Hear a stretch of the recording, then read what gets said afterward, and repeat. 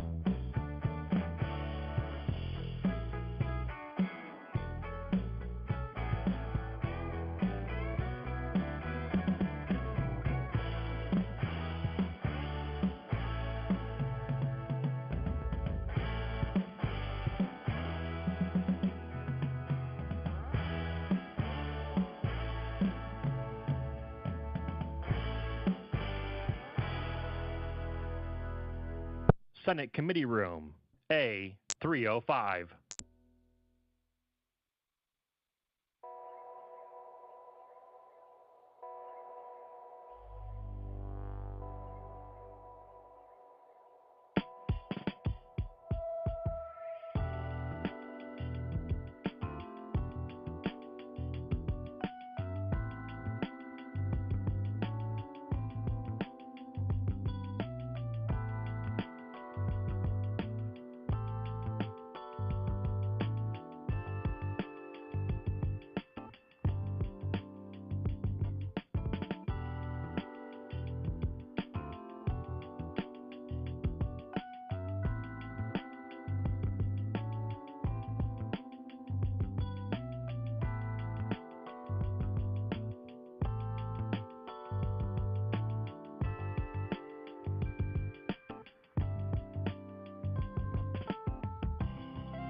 Did you know that you can watch the Senate live on YouTube? Visit the channel by browsing to youtube.com/@Senate of Virginia. That's youtube.com/@Senate of Virginia.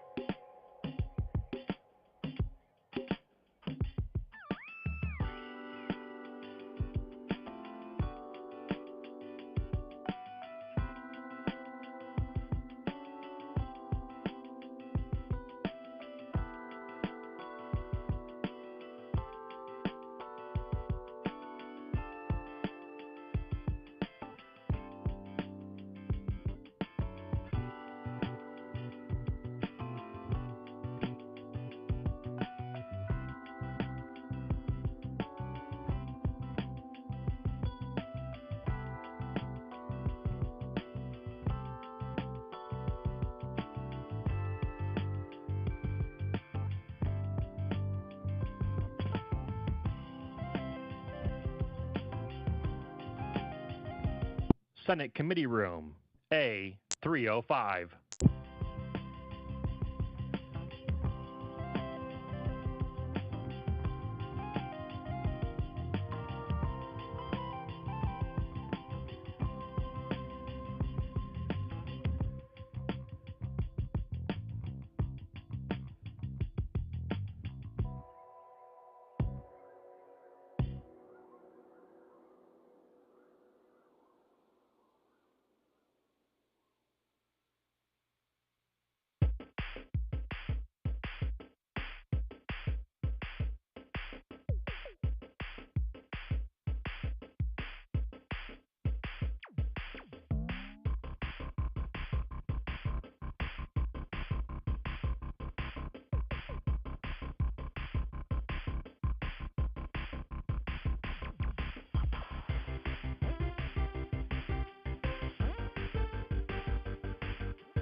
This is the Senate of Virginia, Richmond, Virginia.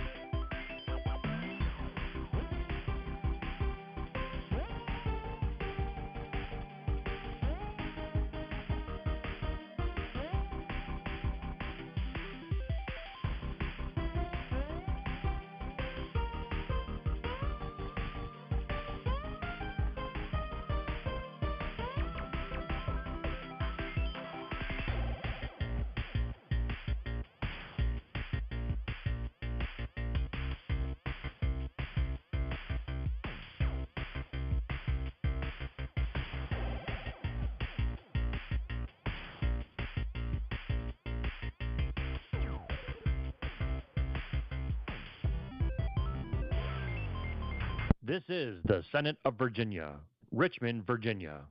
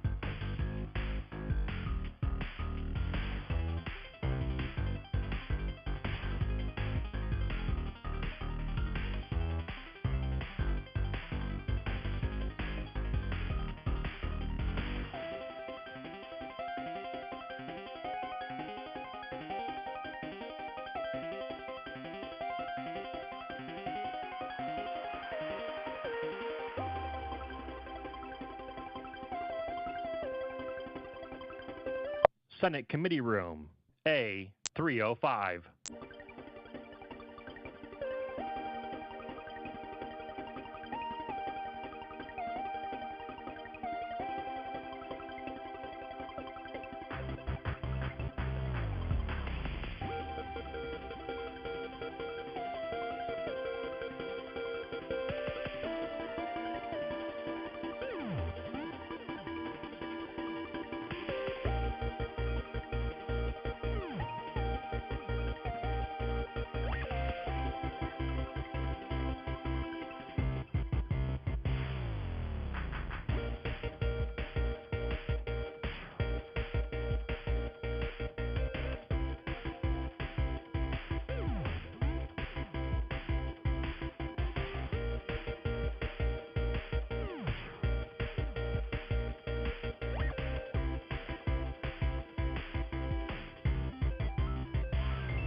Did you know that you can watch the Senate live on YouTube?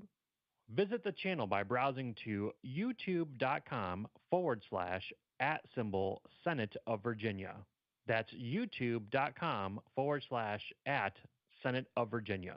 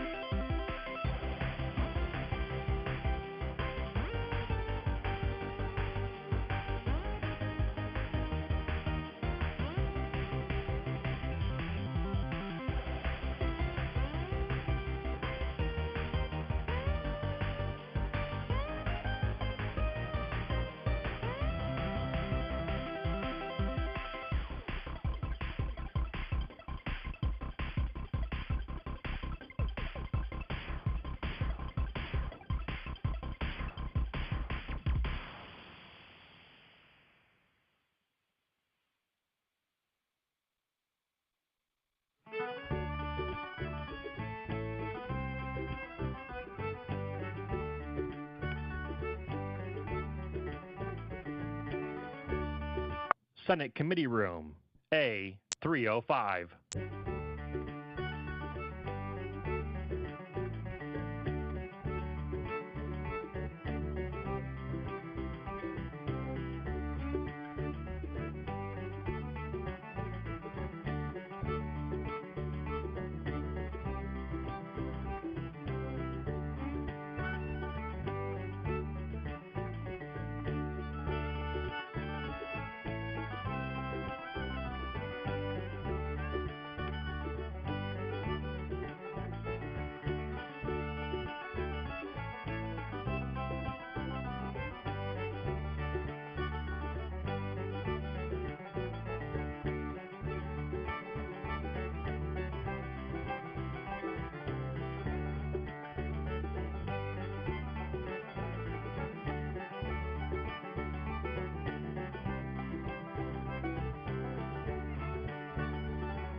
This is the Senate of Virginia, Richmond, Virginia.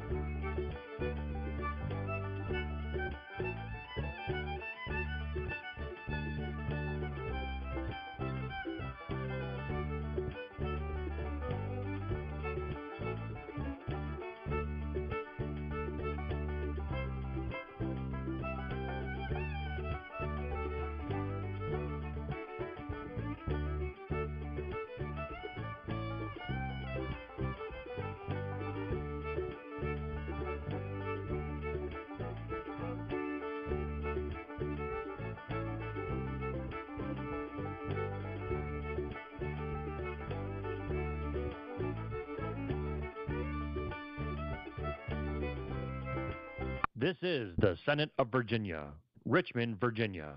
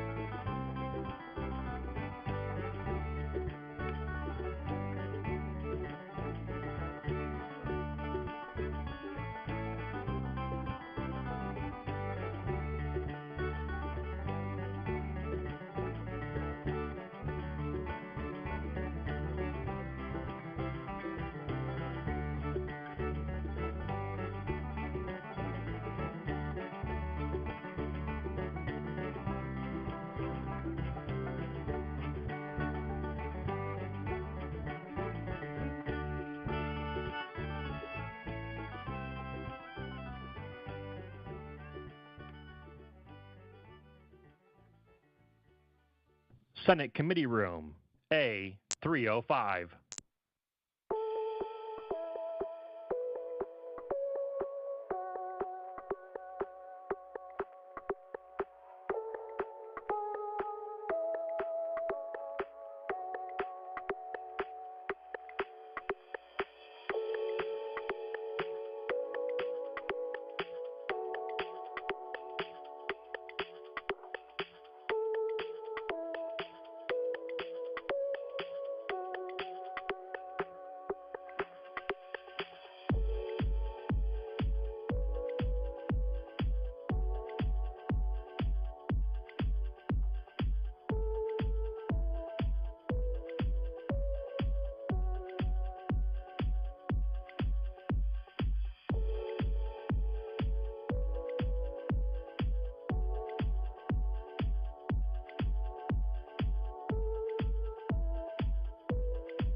Did you know that you can watch the Senate live on YouTube? Visit the channel by browsing to youtube.com/@Senate of Virginia. That's youtube.com/@Senate of Virginia.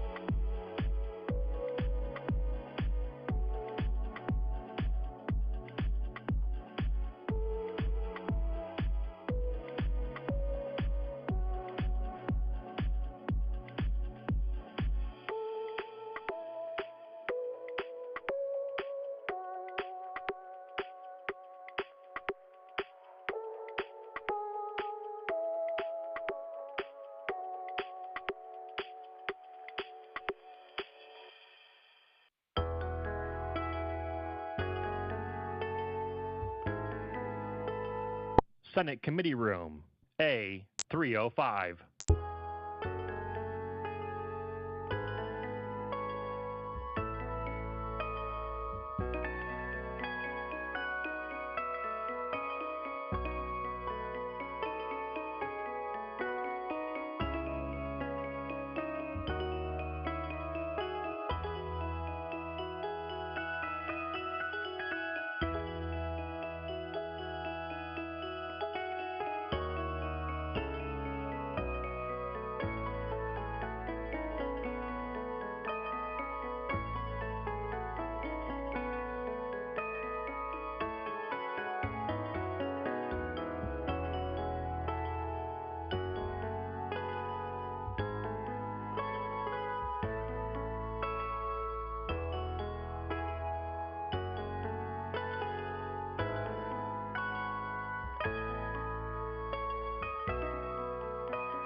This is the Senate of Virginia, Richmond, Virginia.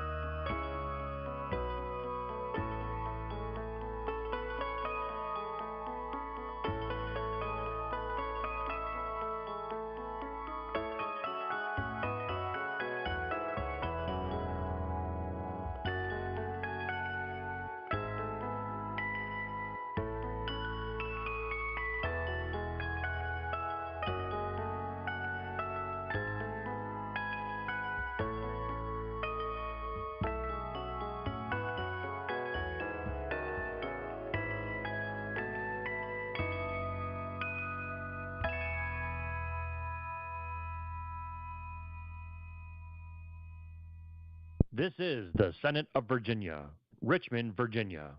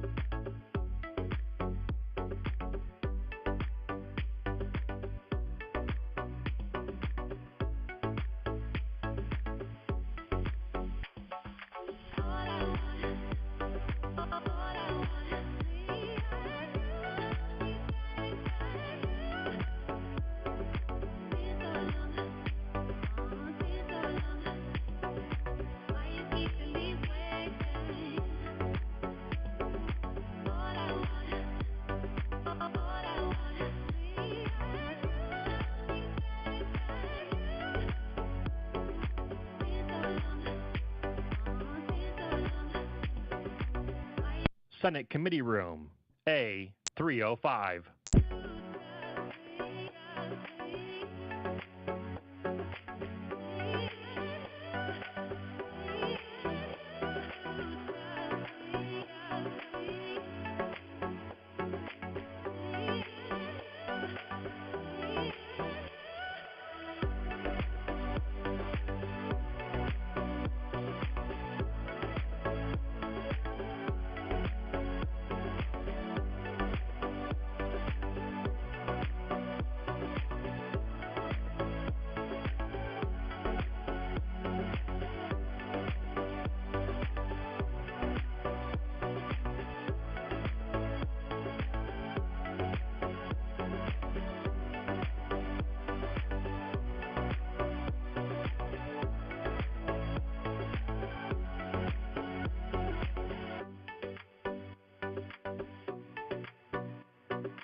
Did you know that you can watch the Senate live on YouTube?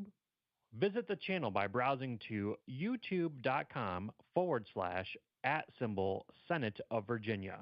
That's youtube.com/@Senate of Virginia.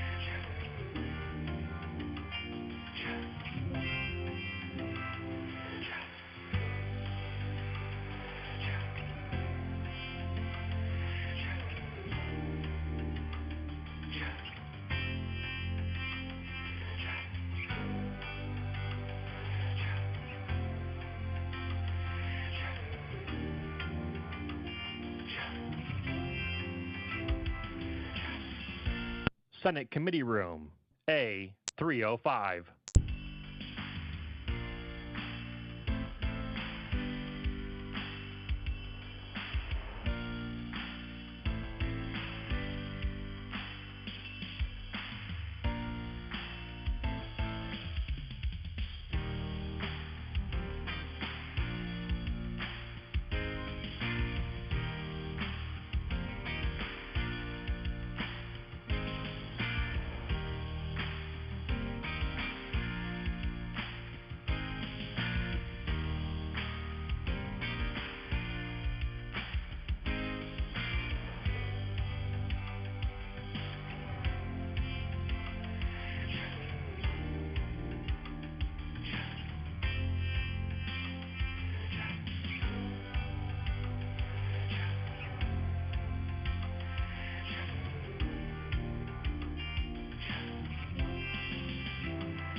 This is the Senate of Virginia, Richmond, Virginia.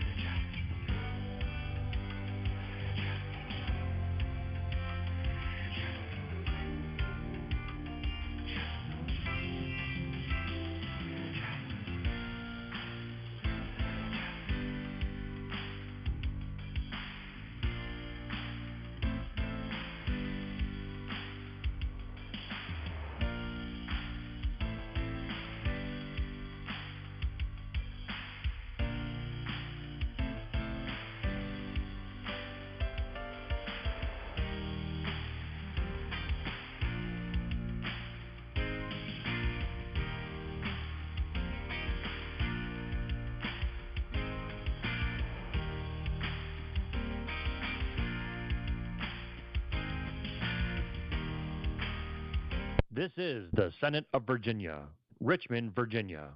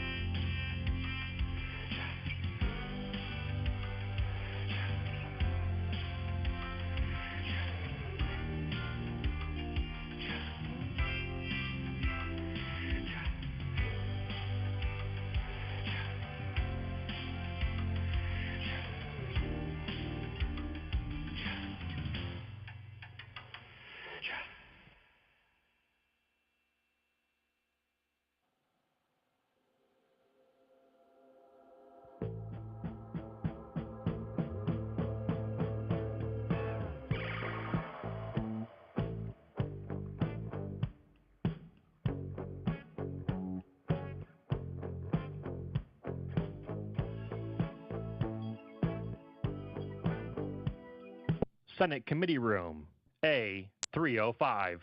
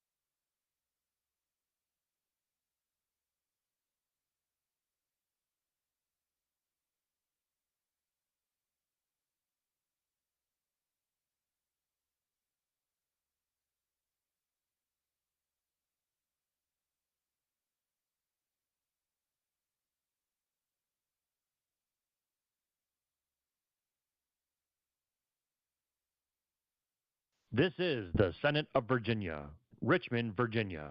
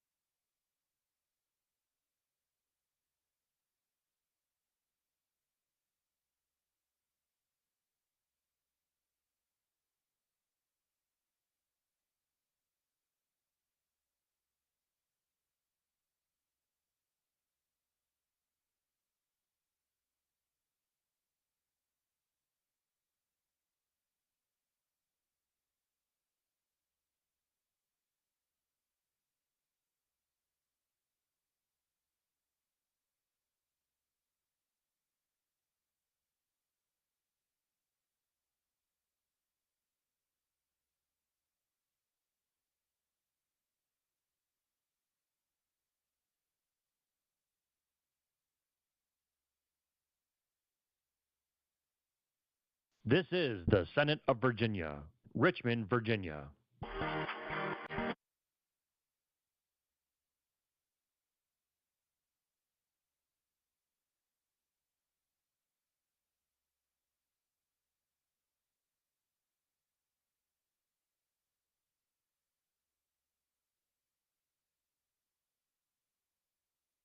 This is the Senate of Virginia, Richmond, Virginia.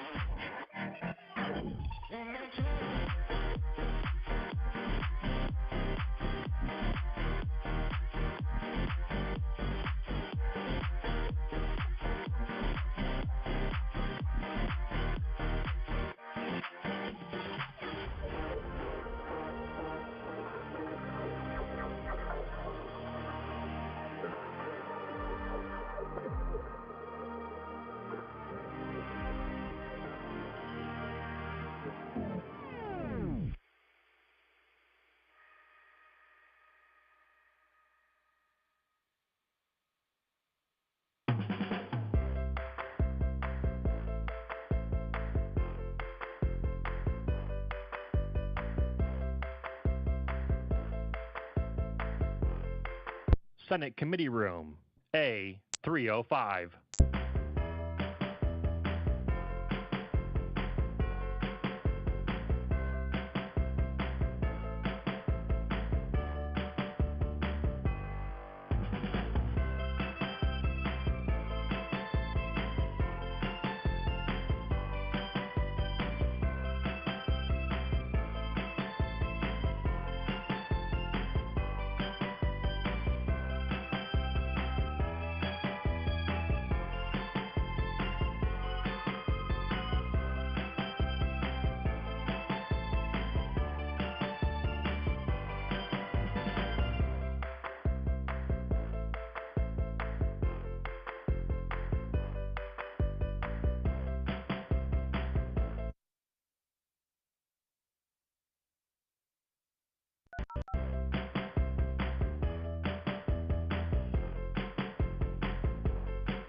Did you know that you can watch the Senate live on YouTube? Visit the channel by browsing to youtube.com/@Senate of Virginia. That's youtube.com/@Senate of Virginia.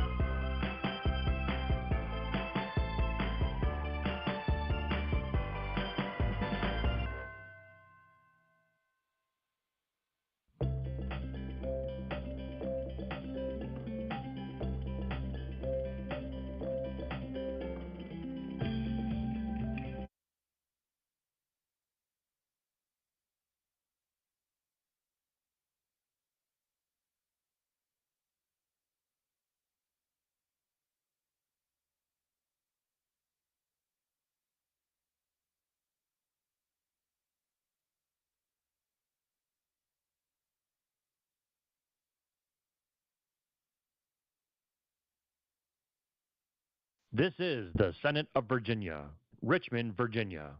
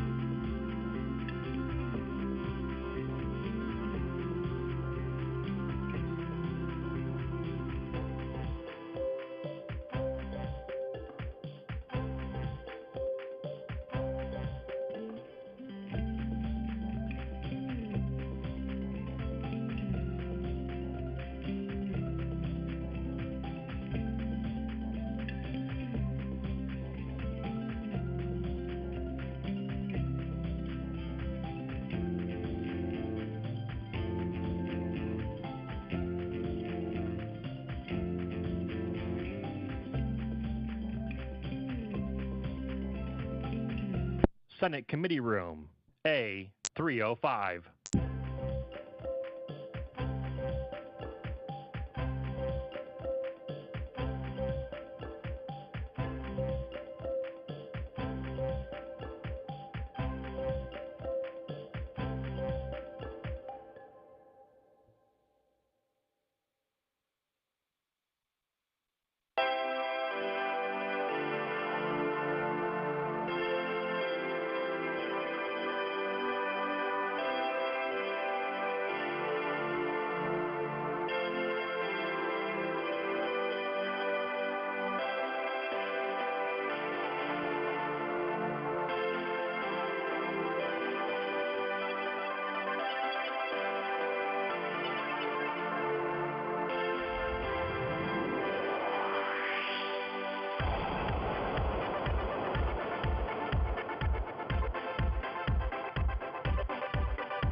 Did you know that you can watch the Senate live on YouTube? Visit the channel by browsing to youtube.com/@Senate of Virginia. That's youtube.com/@Senate of Virginia.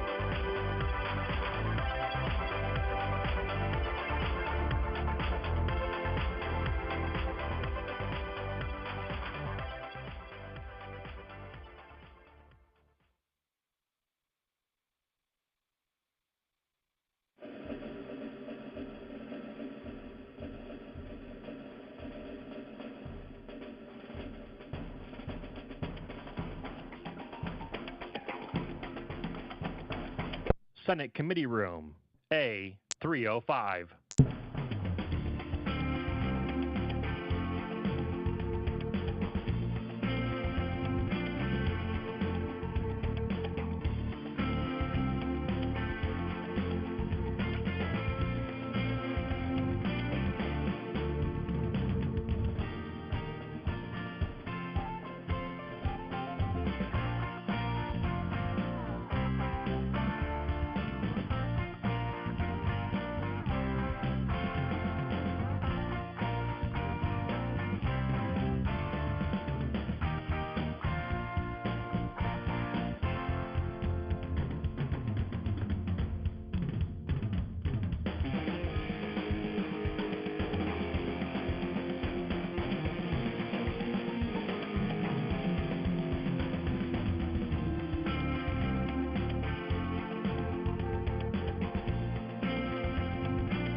This is the Senate of Virginia, Richmond, Virginia.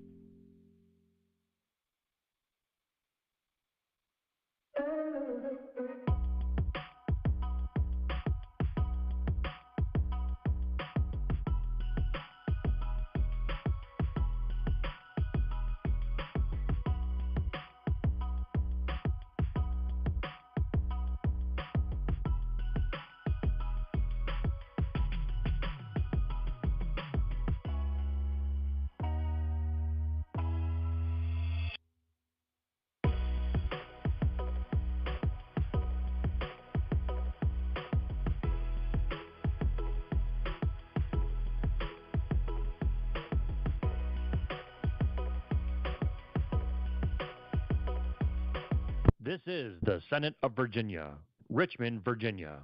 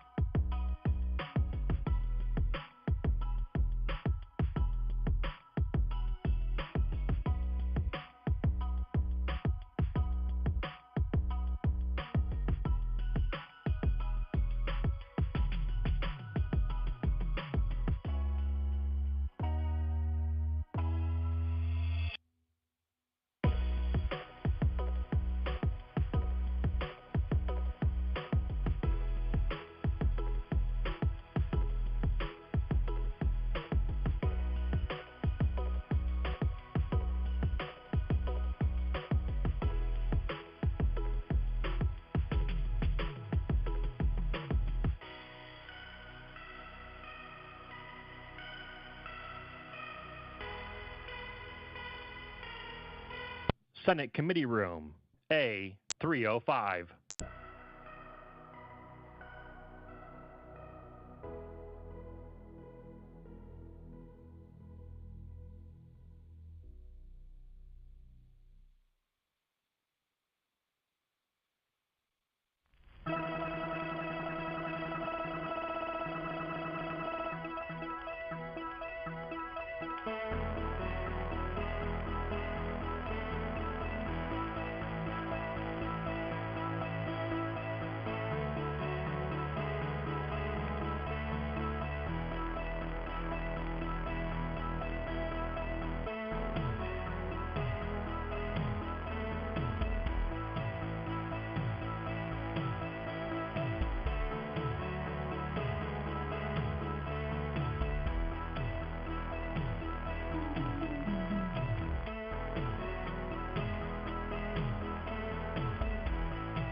Did you know that you can watch the Senate live on YouTube? Visit the channel by browsing to youtube.com/@Senate of Virginia. That's youtube.com/@Senate of Virginia.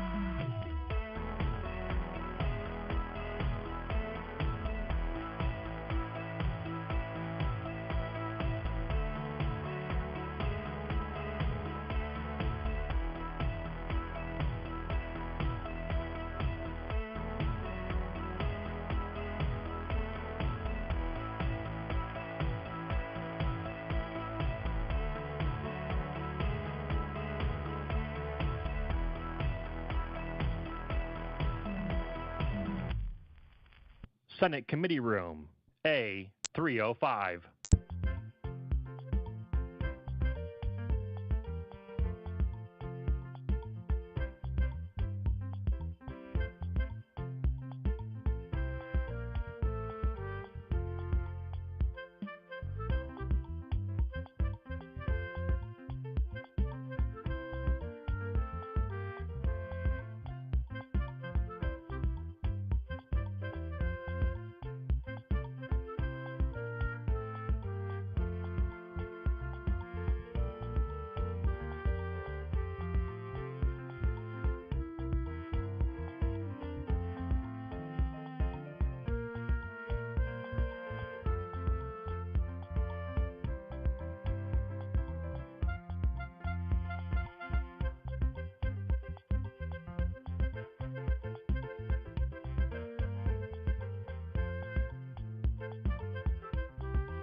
This is the Senate of Virginia, Richmond, Virginia.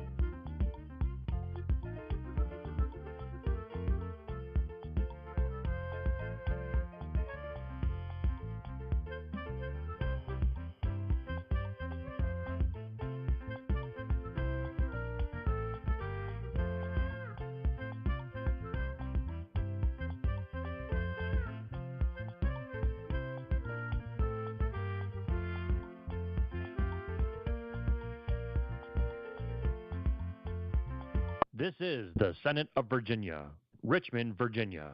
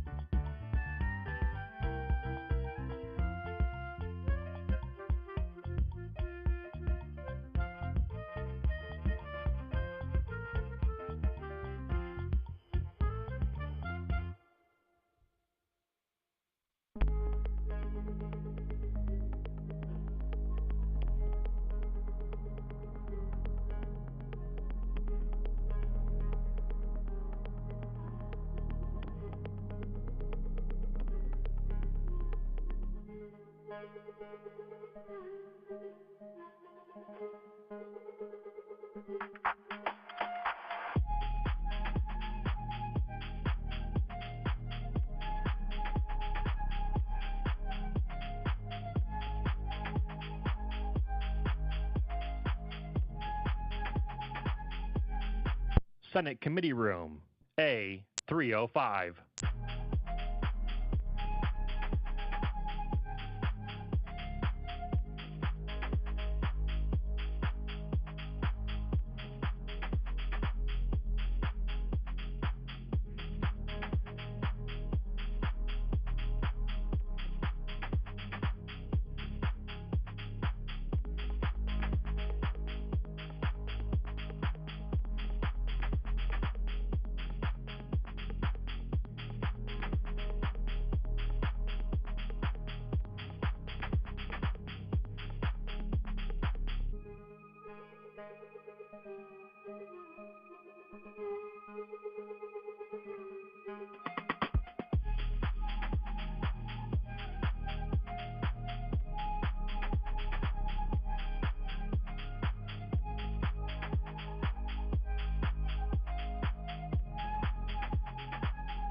Did you know that you can watch the Senate live on YouTube? Visit the channel by browsing to youtube.com/@Senate of Virginia. That's youtube.com/@Senate of Virginia.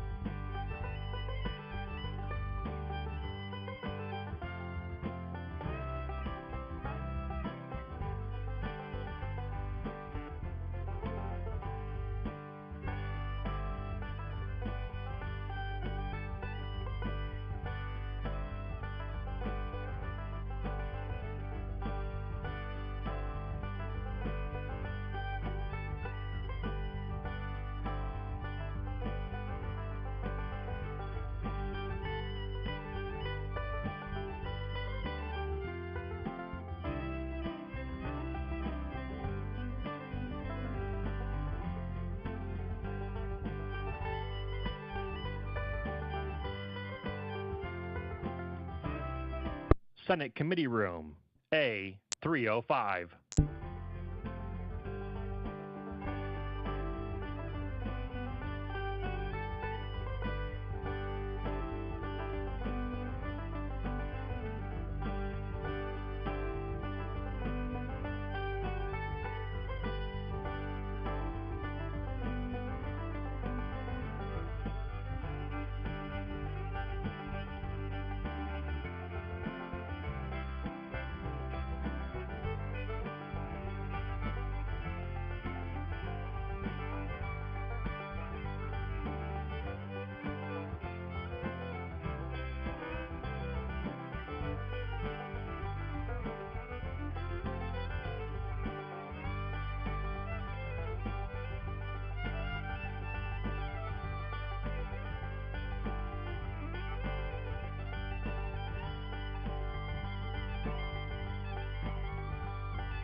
This is the Senate of Virginia, Richmond, Virginia.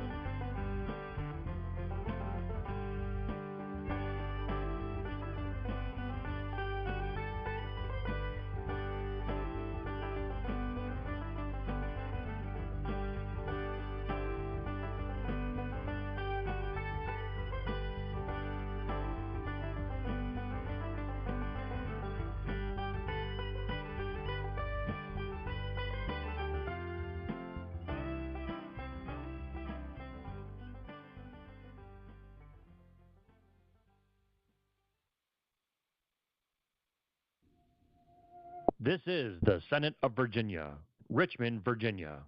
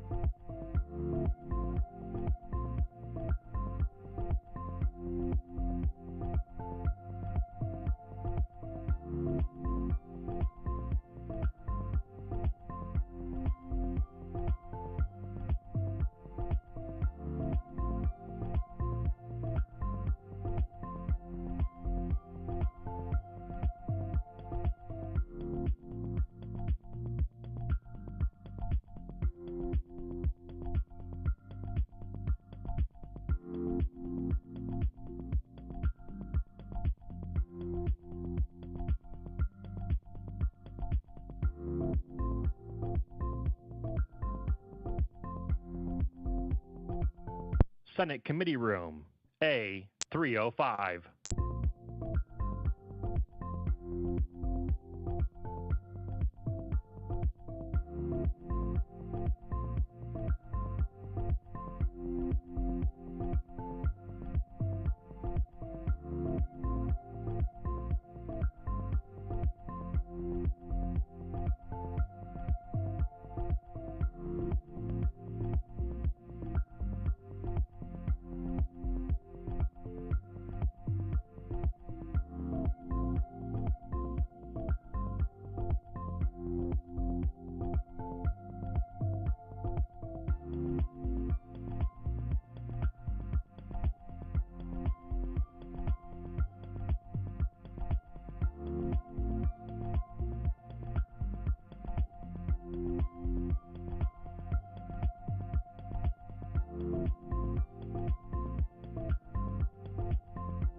Did you know that you can watch the Senate live on YouTube? Visit the channel by browsing to youtube.com/@Senate of Virginia. That's youtube.com/@Senate of Virginia.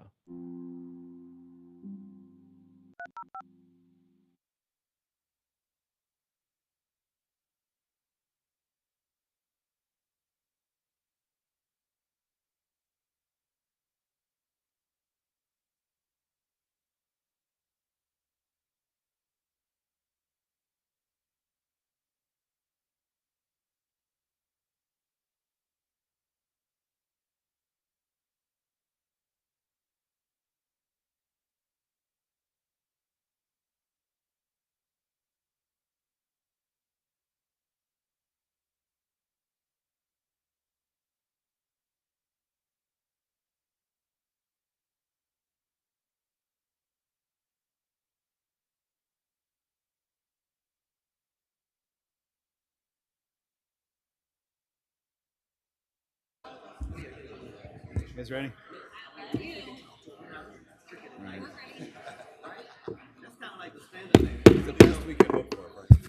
All right, folks, I'd like to get started. We got a lot of us have to be out of here by 1 o'clock, and we need to keep this meeting at 2 hours, and we got a lot to go over, so I'd like to get moving.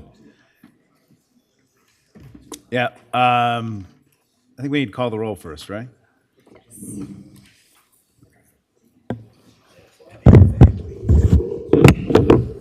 Senator Surville. Here. Senator Lucas. She's in the back of it. Here she comes. Senator Lucas. Here. Senator Obenshain. Senator Deeds. Delegate Kilgore. Speaker Scott. Present. Delegate Sullivan. Delegate Webert. Delegate Herring. Delegate Munden King. Present. Ms. Rasnick. Mr. Almond. Mr. Schaeferman. Mr. Browder. Here. We have a quorum. Great, thank you. I want to welcome everybody to the first meeting this year, the Commission on Electrical Utility Regulation. And if we could really quick, I think we don't have any new members, but everybody could just introduce themselves quickly for the edification of everybody here and everybody online. Ms. Cassidy, why don't you start us off? I'm Cassidy Rasnick. I represent the Economic Development seat. Meade Browder, Office of the Attorney General's Division of Consumer Counsel. My name is Cree Deeds. I'm in the State Senate, represent the 11th District. Don Scott, House District 88, Portsmouth. Carrie Hearn, Executive Director of the Commission on Electric Utility Regulation. All right, I'm Scott Surville. I'm the 34th Senate District and the Chair of the Commission. Terry Kilgore, House District 45. L. Louise Lucas, Senate District 18. Good morning, I'm Rip Sullivan, House District 6. And I'm Delegate Candy Munden King, House District 23. Great. Welcome everybody to our meeting. First thing we have on the agenda is the update from the director. Why don't you go ahead, Carrie, and let us know what you're going to say. Good morning, everyone. Welcome to our May 2025 meeting of the Commission on Electric Utility Regulation. We have a very packed agenda today, and we appreciate all the presenters being with us today and Commission members. So if we could go ahead and move to the next slide. We'll go back one, Anna. So on our agenda today, we have my update. We have a panel with an update on recent federal actions. We have a presentation from PJM on load demand projections in the PJM region. We have a review of recent bill referrals to the CEUR. We'll talk about the 2025 Commission Work Plan and subcommittees. We will be accepting public comment and talking about our next steps as a commission, and then we're hoping to adjourn around 1 o'clock. So we'll get started with the update from my side. Starting with the 2025 General Assembly session. There were many, many bills. We will just be showing on the next slide the bills that were passed by the House and Senate and approved by the governor. And I won't be going over each of these, but these are in your packet. They've been posted online to our website, and there is a public copy of the physical packet up here on the table in front of us. So on the, just a couple of bills that I will highlight on this list. We had a bill, HB 1934, Delegate LaVere Bowling and Senator Deeds, with respect to solar on schools, looking at the renewable portfolio system and carve out with respect to eligibility. We had a bill by Delegate Tran, HB 2020-66, and Senate Bill 1058, Senator Eben, on a distribution cost-sharing program. There was a bill, HB 2346, Delegate Hernandez, and Senate Bill 1100, Senator Hashmi, that establishes a virtual power plant program in Dominion Energy territory. And finally, last but not least, just point out the APCO securitization cost bill that was sponsored by Delegate Ballard, HB 2621, and Senate Bill 1076, Senator Peake. So in addition to that, there were two bills that the CEUR ran last year on the next slide. So 4 bills, 2 on the Senate side and 2 on the House. One bill covered solar siting and permitting. That was sponsored by Senator Deeds, Senate Bill 1190, and Delegate Sullivan, HB 2126. And then there was the Integrated Resource Plan Reform Bill sponsored by Senator Surville, Senate Bill 1021, and Delegate Munden King, House Bill 2413. The solar siting bill failed. The IRP bill was passed by the House and Senate and vetoed by the governor. And in addition, we had a budget increase request for CEUR operations, requesting $75,000 starting in fiscal year 2026 in the budget bill that was vetoed by the governor. So that is the update on recent General Assembly actions from the 2025 session. Any discussion or comments? Nope. All right, let's keep going. Okay. So next on our agenda, I'd like to welcome from the Virginia Department of Transportation, Ms. Angel Deem. And Angel will be speaking about the National Electric Vehicle Infrastructure Program, and then I will give a couple of verbal updates from some of the other agencies that we've received in recent weeks and months.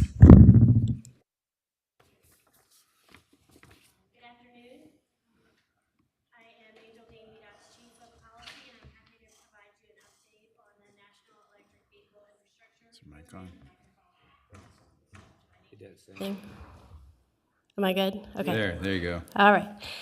The Infrastructure Investment and Jobs Act, or IIJA, authorized the National Electric Vehicle Infrastructure Program, or NEVI program, to provide funding to states for the strategic deployment of electric vehicle charging stations. The stated goal of that program is to establish an interconnected national charging network of approximately 300,000 chargers by 2030. VDOT administers the NEVI program on behalf of the Commonwealth and has been allocated to date $83.7 million through the Federal Highway Administration. This is a federal formula-funded program distributed over 5 years, or the duration of the IIJA, and Virginia is set to receive approximately $106 million total from the program. IIJA and Federal Highway establish the program's requirements. It is intended to fund third parties to acquire, install, own, operate, and maintain EV charging infrastructure. And some of the high-level requirements of the program are that the stations be publicly accessible, provide direct current fast chargers, be located 1 mile from interstates every 50 miles, at least initially, have 4 ports per station, with those ports providing 150 kilowatts of power. The program also provides 5 years of operation and maintenance funding in addition to the capital investments.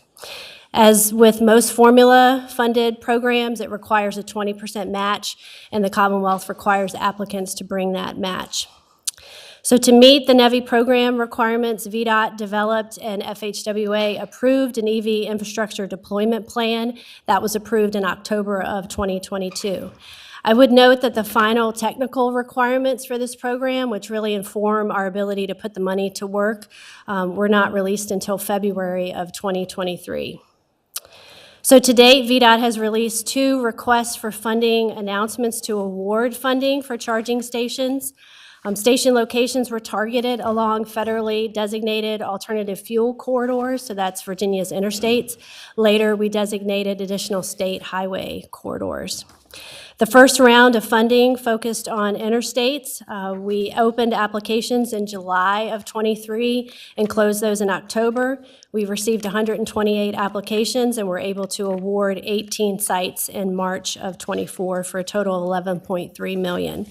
The second round of awards were for interstates and some of the primary highways.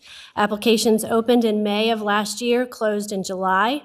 We received 95 applications and were able to award 35 sites in October of last year for a total of $22.7 million. So all in, VDOT has announced 53 EV charging station project awards for a total of $34 million.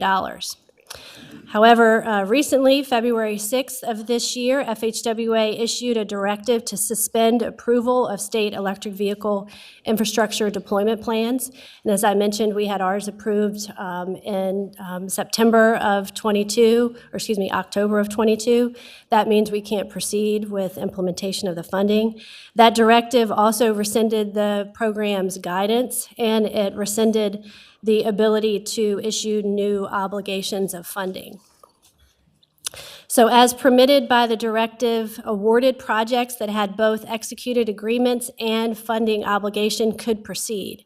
So it was all about timing, and in the Commonwealth, we just had one project that had met both of those requirements. And that is for an EV charging station at the Pilot Travel Center at Exit 4 in Skippers, Virginia, along I-95, that's Greensville County, with a total award of $292,444. Construction was completed in February, and that station is operational. As necessitated by the FHWA directive, VDOT has withdrawn 51 awarded projects for which funding was not obligated, totaling $33.1 million. These projects did not have executed agreements at the time of the February 6th directive. One additional awarded project, again bringing us to a total of 53, for an award of about $570,000, had an executed agreement but lacked obligated funding. So it is unable to proceed. In essence, it is on hold. That is an Electrify America station at Spotsylvania Town Center Mall along I-95 in Fredericksburg. As further necessitated by the suspension, VDOT has also indefinitely delayed the advertisement of additional funding opportunities. Upon issuance of the revised FHWA guidance for the program, which we understand is expected this spring, we will review that and determine the appropriateness of moving forward and developing a new EV deployment plan. I would note that outside of the NEVI program, the private sector continues to build new charging stations with an average of 20 new charging stations opening every month in Virginia over the last 6 months. The U.S. Department of Energy maintains data on charging stations, and I checked that site yesterday and found that there are 1,788 stations in the Commonwealth with 5,185 charging ports. So that concludes my remarks. Happy to take any questions. Thanks for that. So VDOT, you said, I think, approved, what was it, 50? 53, yes, sir. 53, but only one's going to get built? One has been built, is operational. And all the others are going to get frozen unless the money gets freed up? One is on hold and 51 were withdrawn. Got it. All right. Anybody have any questions? Mr. Speaker, I see your lights on. I just want to make sure I'm clear. So you said there were 53 originally approved, correct? We had awarded, to date, we had awarded 53 when And the only directive one- came out. And only one has been completed, Yes, sir. and the other 52 are in limbo, One is in limbo, the 51 were withdrawn. withdrawn. So it had to do with the timing of that February 6th directive that was issued. So does the 51, is that withdrawn permanently? Or are you waiting, you say you're waiting some guidance that's supposed to come out this spring, correct? Right, we anticipate that the updated program guidance would require us to revisit the terms or the project And- components themselves, but we don't know. So that remains to be seen whether those could be revisited or whether we have to redo the solicitation. And you said this spring, which is about less 28 days left because summer starts June 20th, so. Yeah, there's no The spring hard is date. not- We okay. just understand it may be this spring is the target we were given for updated guidance. Okay. Assuming Congress doesn't do something funny. Mr. Chair, follow-up? real Yeah, quick. Mr. Speaker, go So you ahead. said there were $108 million originally allocated? It's a formula-funded program, and Virginia is set to receive $106 million. 106. About $83 million had been appropriated to date. So there are And that- funds released every year. Yes, sir. And that, I guess what I'm trying to understand is what part of those 50-some odd that are in limbo now or suspended was in that 106? How much money has actually been spent, is what I'm asking. There's $34 million in awarded project funding. So that funding was withdrawn, save the one project that has been constructed in the ground, and that was $292,000 for that project. And the one that's on hold is about $570,000. So I guess I'm just trying to be clear. Mr. Chair, follow-up? Go ahead, Mr. Speaker. Unless you got another sidebar y'all need to figure out. All right. Go for it. I'm just trying to do the math in my head because that was a lot of information you gave, but it sounds like it was a lot of information that really ended up being nothing. And I just want to make sure, are you saying that really nothing was done so far? Really only one project out of all of this funding that we had in our formula has actually been completed? That is what I'm saying, but Okay, I would thank you. add that the department was very much engaged, and we were ready to issue 2 additional rounds of funding for $60 million this year. So it was all about the timing of the directive. It was effective immediately when it was issued, and we just had a number of projects, most of them that we were awaiting execution of the agreement, and we got caught without the agreement being executed or the funding obligated. And, Mr. Chair? Go ahead. Last question, maybe. This funding was approved in '21? As part of the IIJA, yes, sir. Okay, all right. So during this time y'all have been here, we hadn't done it but one project since the funding was first approved, correct? Yes, sir. And that's why I wanted to note that the technical guidance wasn't issued until February of '23. This program was very much being built on the fly. So the funding was authorized, but there wasn't clarity that would allow states to really move forward and put the money to work Okay. until into 2023. Thank you. Thank you very much. Right, just so I'm clear, I think I read something about this in the New York Times or Washington Post or something, but the delay in the spending of the funds was because this guidance took so long to come out. When it finally came out, states started to do these solicitations like you all did. Yes. But then the Trump administration issued guidance basically shutting the program down in February. We understand that about 84% of the NEVI formula program money nationwide has not been obligated. So So Right. Virginia is not unique. Right, and right now the money's been effectively frozen by the Trump administration pending possible further guidance or the bill that passed this morning that's going to be negotiated with the House and Senate could yank it all back in theory too, right? Any number of things might happen. Yeah. Got it. Okay, any other questions about all the money we thought we had that we don't get to spend anymore? One question, Mr. Chair. Yeah, Doug I Sullivan. think I know the answer, Ms. Neem. Thank you for this. But the 53 that was, you said, obligated or appropriated, 53 million? Is that what it was? Yes, 53 projects for Okay, how much- 34 million. For how many? 34 million. 34 million. Who has that 34 million? Does the Commonwealth have it or do the feds have it? The Commonwealth has it. Has there been any? Unable to Can't do anything with it, I use get that. Has there at been this- any attempt to claw it back? Not yet, no. Okay, thank you, Mr. Chair. Yeah. That's fine. Any other questions? Nope. Okay, thank you. Sorry, we're not going to have as much EV infrastructure as we need, but one more thing Virginia's going to have to pay for if we want. What do we got next? Okay, so we also had originally Department of Social Services providing an update on the Low-Income Heating and Energy Assistance Program, LIHEAP. This is a program that is also experiencing certain level of uncertainty given the fiscal year 2026 budget from the federal government. Unfortunately, the Department of Social Services is not able to provide an update today.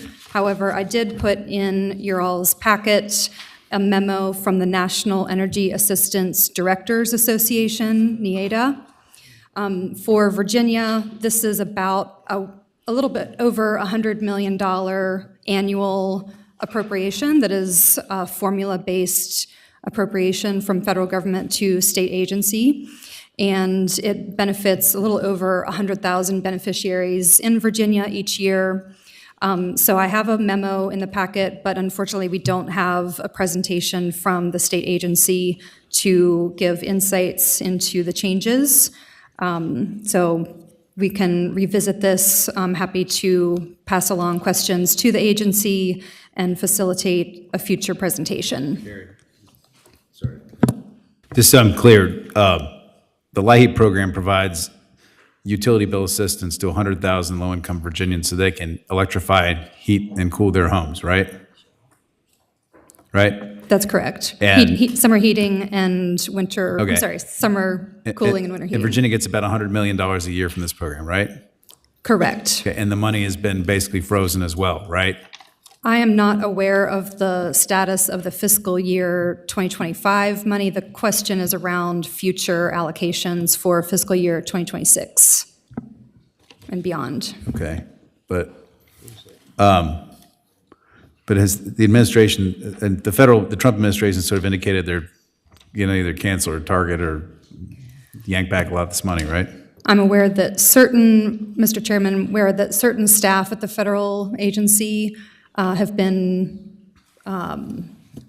removed from certain elements of that program, providing guidance to the states, but happy to provide an opportunity for the agency from Department of Social Services in the future. All right, I'm just saying, we're disappointed the administration has not allowed DSS to present to us today. We had hoped to have that today, but I guess they don't want to talk about it. So yeah. Mr. Chair. Yeah, go ahead, Doug Sullivan. Just as a report to the members, I attended a press conference actually Delegate Shin was there in front of the HHS building now a month or so ago, in which we wanted to deliver a letter to the Secretary expressing our concern about these actions and the firing of those employees, and they wouldn't even let us deliver the letter. So it was a tough morning, disappointing morning. Thank you, Delegate Sullivan. Anybody else have questions about LIHEAP before we go to the next item? Oh, okay, go ahead, Carrie. Okay, the next item is also represented in the packet in the form of written materials.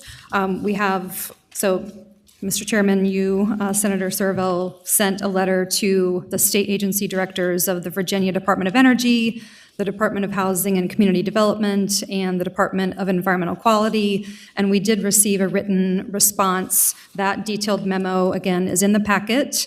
And for the sake of time today, we did not put a verbal update on the agenda, but again, happy to help facilitate an update in the future from the agency directors.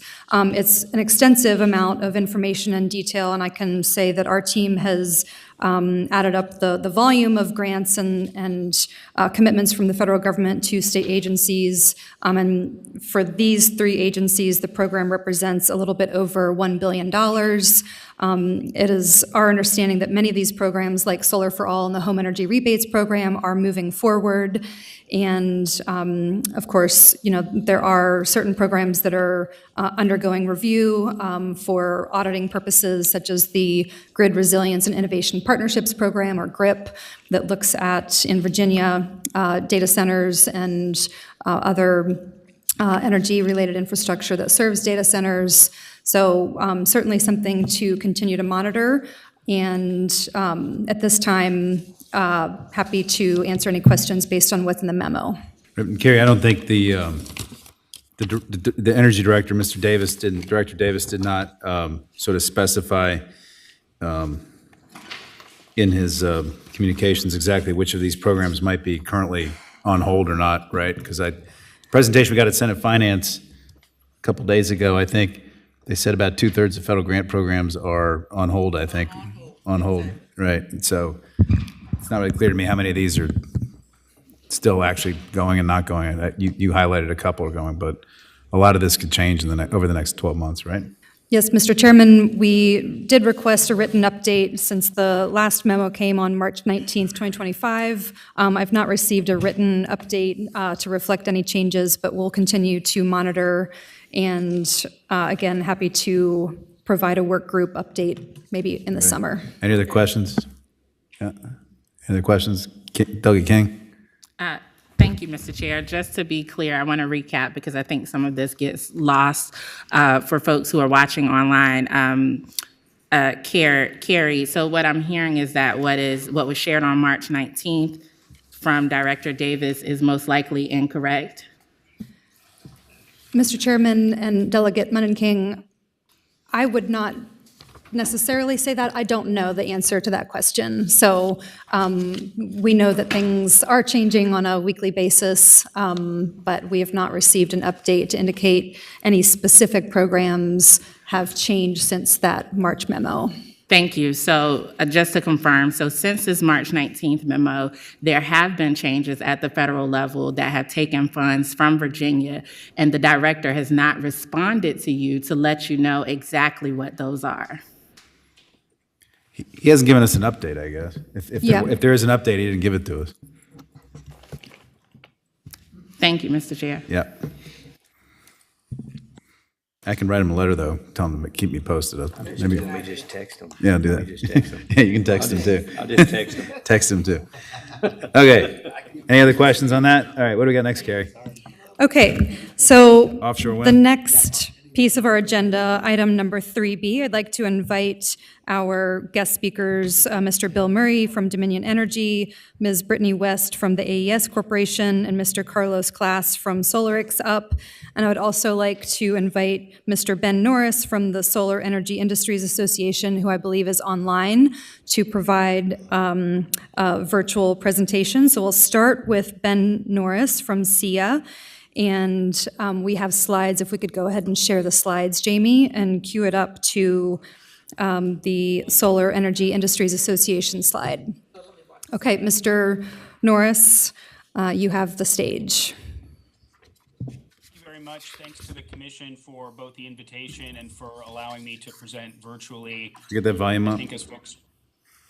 I think as folks are aware, we are in the middle of a very busy legislative period of action here in Washington. My comments today are going to focus on the now enacted by the House Ways and Means tax policy portion of the reconciliation bill, which makes major changes to federal tax policy for solar and storage projects. I would note that the slides that we provided you in advance and that we'll go through today are based on an analysis of the earlier Ways and Means approved draft. We do have updated analysis regarding the version as passed late last night, and the impacts are similar in terms of scale, but the version passed last night is even more restrictive. And I'll try and point out some of the major changes as we move through these slides, but I'd be more than happy to provide an updated version of these slides for you following the presentation. Can you advance to the next slide, please? So at a very high level, what we'd like to convey here is that based on the bill passed last night, it will be virtually impossible for new solar and storage projects to utilize federal tax credits beginning 60 days after enactment. And even for projects that have already begun construction, if they are not placed in service by the end of 2028, the eligibility for those projects also goes away. Moving out of the commercial and utility scale space, the residential homeowner claimed credit for solar rooftop systems also ends at the end of this year. What that means in terms of overall capacity that the solar and storage segment can put on the grid is that we will lose at least 125 gigawatts DC of solar capacity by decade's end. And indeed, our analysis based on last night's bill shows that this will increase to about 150 gigawatts DC. To put that in perspective, that's about as much power is consumed by the state of Pennsylvania alone. Next slide, please. Not only will the measure passed by the House last night reduce the amount of electricity available on the grid, but it will reduce overall energy infrastructure investment by over $220 billion, again, by the end of the decade. This is a particularly acute challenge given the growth in energy-intensive industries like manufacturing that we have seen across the country, including in the Commonwealth, and specifically as applied to the growth in data centers required for AI and cryptocurrency. This is a development that has the potential to severely hamstring the development of this energy-intensive infrastructure. Next slide, please. In terms of jobs, our analysis of the initial proposal from the Ways and Means Committee indicated that over 292,000 jobs in the solar and storage sector alone would be cut by 2028. That number has now climbed to well over 300,000 jobs based on the version of the bill passed last night.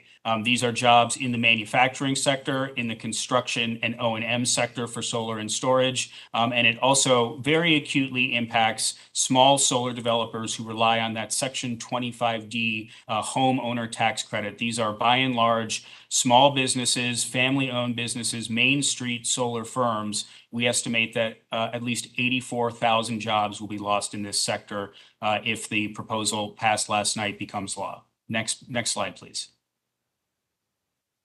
The manufacturing renaissance that's taken root as a result of some of this tax policy is also very much at risk.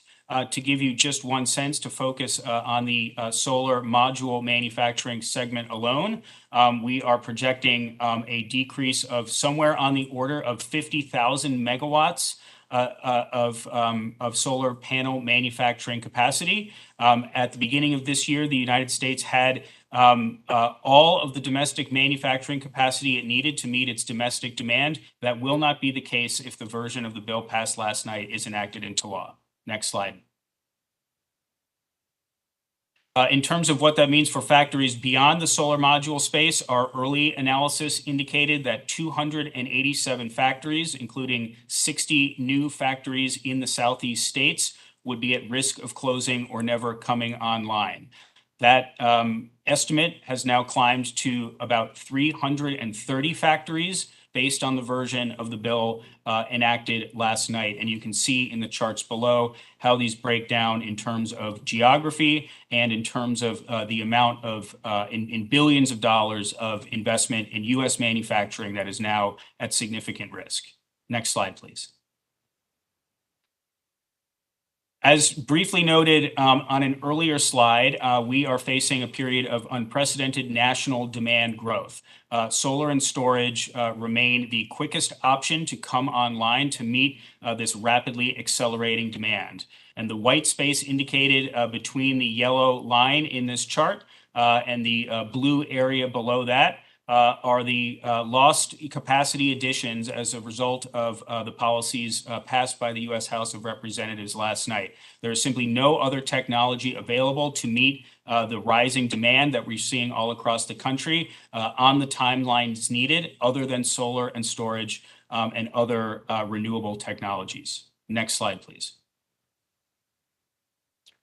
We've touched a little bit on AI. It is our view that all of the foregoing impacts in sum mean that we are at a significant disadvantage with respect to China in the global AI arms race. This is true in terms of lost generation, lost manufacturing capacity, and the timelines with which AI infrastructure is rapidly scaling up. As noted on the previous slide, there is simply no other way to make up this delta than with rapidly deploying solar and storage and other renewable technologies. Next slide, please. We've touched a little bit upon the impacts in particular on Main Street solar firms caused by the elimination of the 25D tax credit.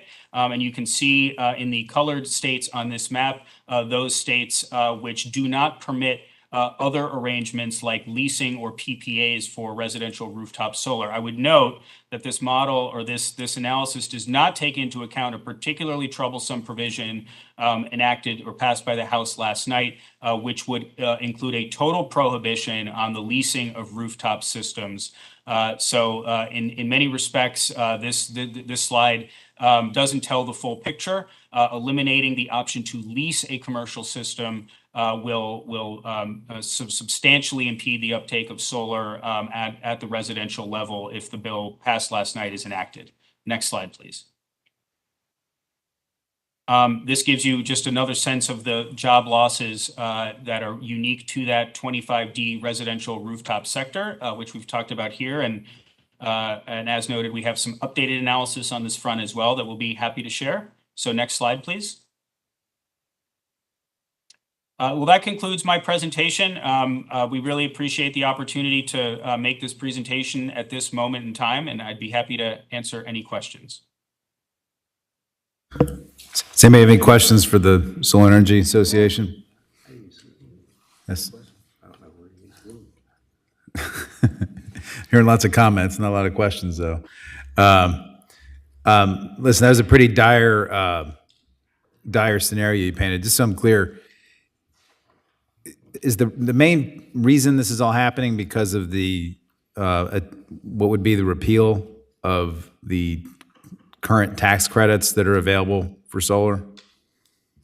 That's exactly right, and it's repeal of a number of key tax credits. So to speak tax code for just a moment, those are the 48E tech neutral tax credit. That's for commercial systems, including utility scale solar, the 25D residential rooftop credit, as well as what's called the 45X advanced manufacturing tax credit.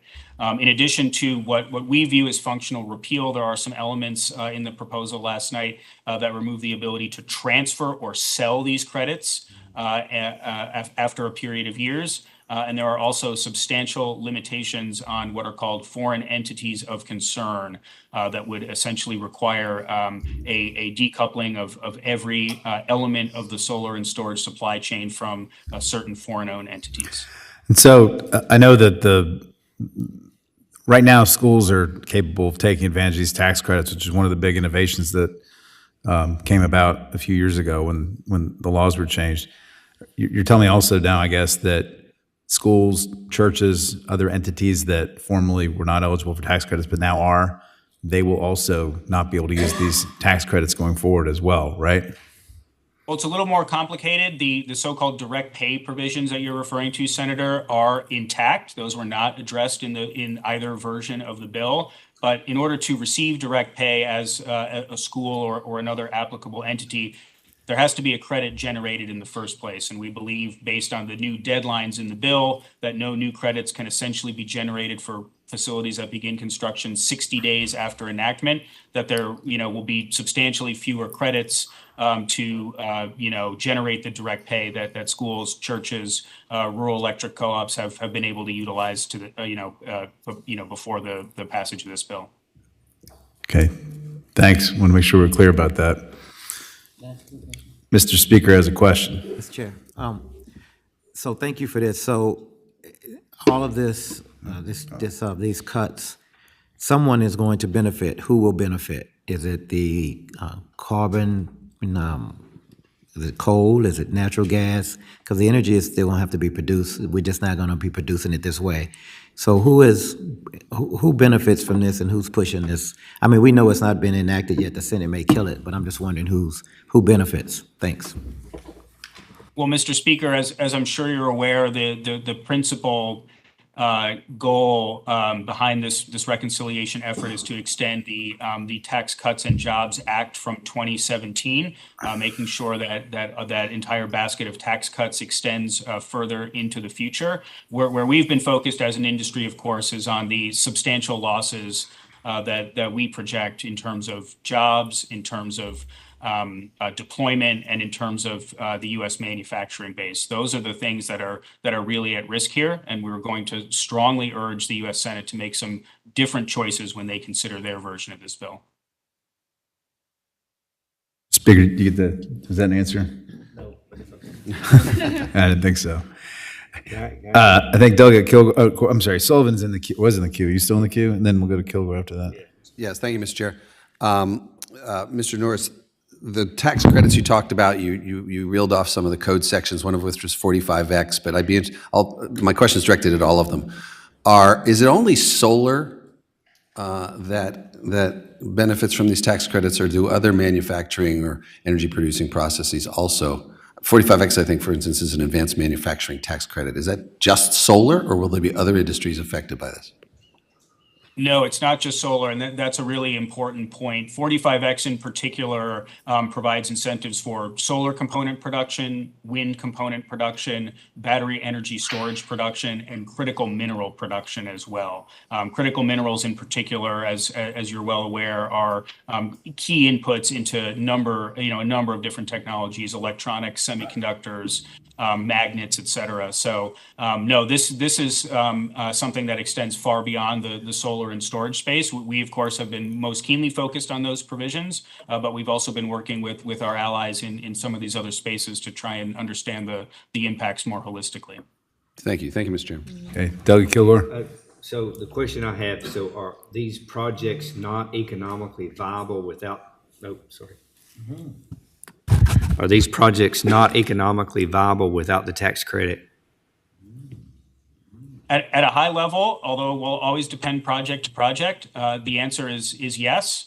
At a minimum, this will, require, substantial rethinking at a minimum, and substantial new leverage of different financing opportunities for solar. And I would note in particular that even where industry is able to make adjustments, some of those adjustments may simply not be possible for some of these smaller businesses that have been installing rooftop solar on homes for decades now.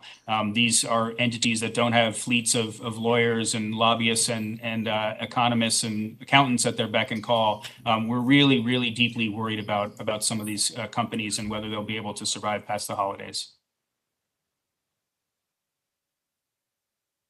Another question based on what you said. So have you all done any kind of analysis or given any thought to exactly how, if we have to shift all this, how that could have a ratepayer impact, or what kind of ratepayer impact that might have? Because you gave us this one graph that shows we have a massive amount of electricity demand that we have to meet. You're telling us that we're not going to be able to, if this goes through, we weren't going to be able to meet it with solar or storage, which is the fastest way to deploy new generation technology. So have you all thought about or estimated like what that means in terms of rates? We at SEIA have not, but there are at least 10 independent studies that I'm aware of, and I'll be happy to provide you with citations following this meeting that unanimously demonstrate pretty significant impacts on the rate base. It obviously varies state by state, region to region. But looking at these 10 studies in sum, we are aware of impacts ranging anywhere from 7% higher retail electricity rates to over 30% in certain states. We are not only focused on these third-party economic analyses, but we've also taken a look at utility executive statements and sworn testimony to Congress, where they note not only that these ratepayer impacts will exist, but will come into play the very next day after enactment of something as draconian as what's in the bill that was passed last night. Okay. So these are ratepayer impacts that are significant and will be immediate. If you could forward some of those studies or some links or something to staff, that'd be useful. I think Senator Obenshain has a question, and we got to keep moving. I appreciate that. Building on your question and Delegate Kilgore's question, I think Delegate Kilgore asked about whether the thrust of the speaker's comments were that these solar projects just aren't viable, economically viable, without subsidies from the taxpayers. I would ask the speaker, is it not true that gas is cheaper than solar to provide?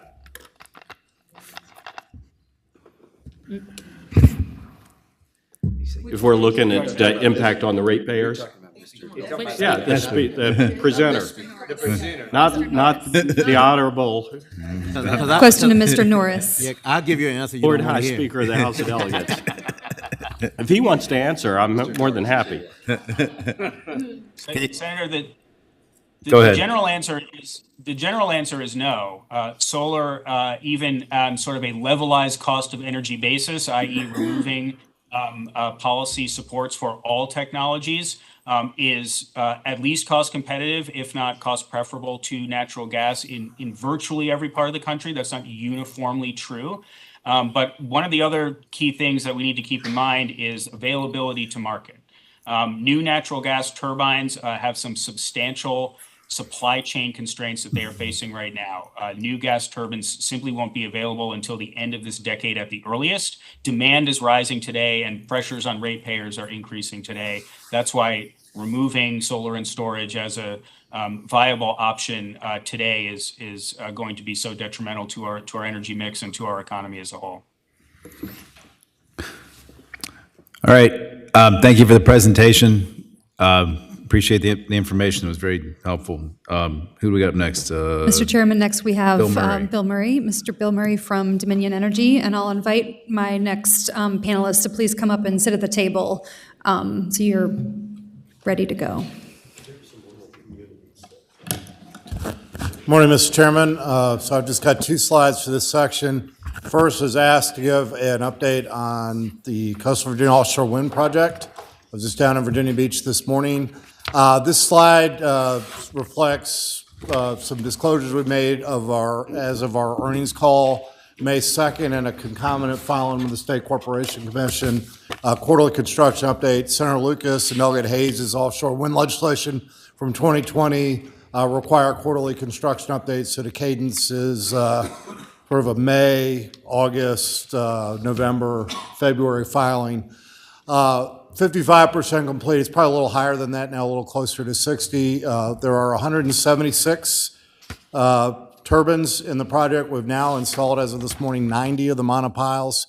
There is a limitation on when you can install monopiles in the ocean floor, May 1st through October 31st. So we're in what's called the monopile construction season. We have one of the three substations installed and getting ready to be commissioned. We'll be doing the other ones this year. What is worth noting is, unlike a gas plant or a nuclear plant, an offshore wind project doesn't come online all at once. We will start generating the first electrons in January from the project, and then it'll be complete by the end of next year. So we're on schedule. I was also asked to, and I approach this next slide with great trepidation, tariffs, because this is the nature of tariff policy. It's bilateral negotiations with pretty much every country in the world, so it's a moving target. What we have told investors and our regulators is, rather than sort of updates every time something changes, that quarterly cadence is kind of what we're going to manage to. What we try to do in the initial disclosure, I'm not going to use the term worst case scenario because who's to say, but sort of the most conservative scenario, if the tariffs as of May 2nd, as we understood them at that time, stayed in effect till the end of the project, what would it look like? And that was on the order of $500 million. Because of the cost cap that was negotiated as part of the case, including by Mr. Browder and the other parties in the case, the way tariff impacts would work is half would be paid by customers, half would be paid either by our shareholders or our financing partners at Stone Peak. Shorter term, we said in the same earnings call that if tariffs as we understood them May 2nd stayed in place till June 30th, and there already have been some changes, it'd be about $123 million. If the 510 cumulative stayed in effect with the fact that customers are paying half of these incremental costs, it'd be about 4 cents per month. I'm not in any way trying to minimize it. $255 million is still a significant amount of money, but that is sort of the cadence we're on. Kerry also asked that we cover other types of projects. So natural gas, this is no secret, our next natural gas project is the Chesterfield Energy Reliability Center built on the site of what had been our coal plant in Chesterfield County. We already have some gas units there. These would add additional gas units.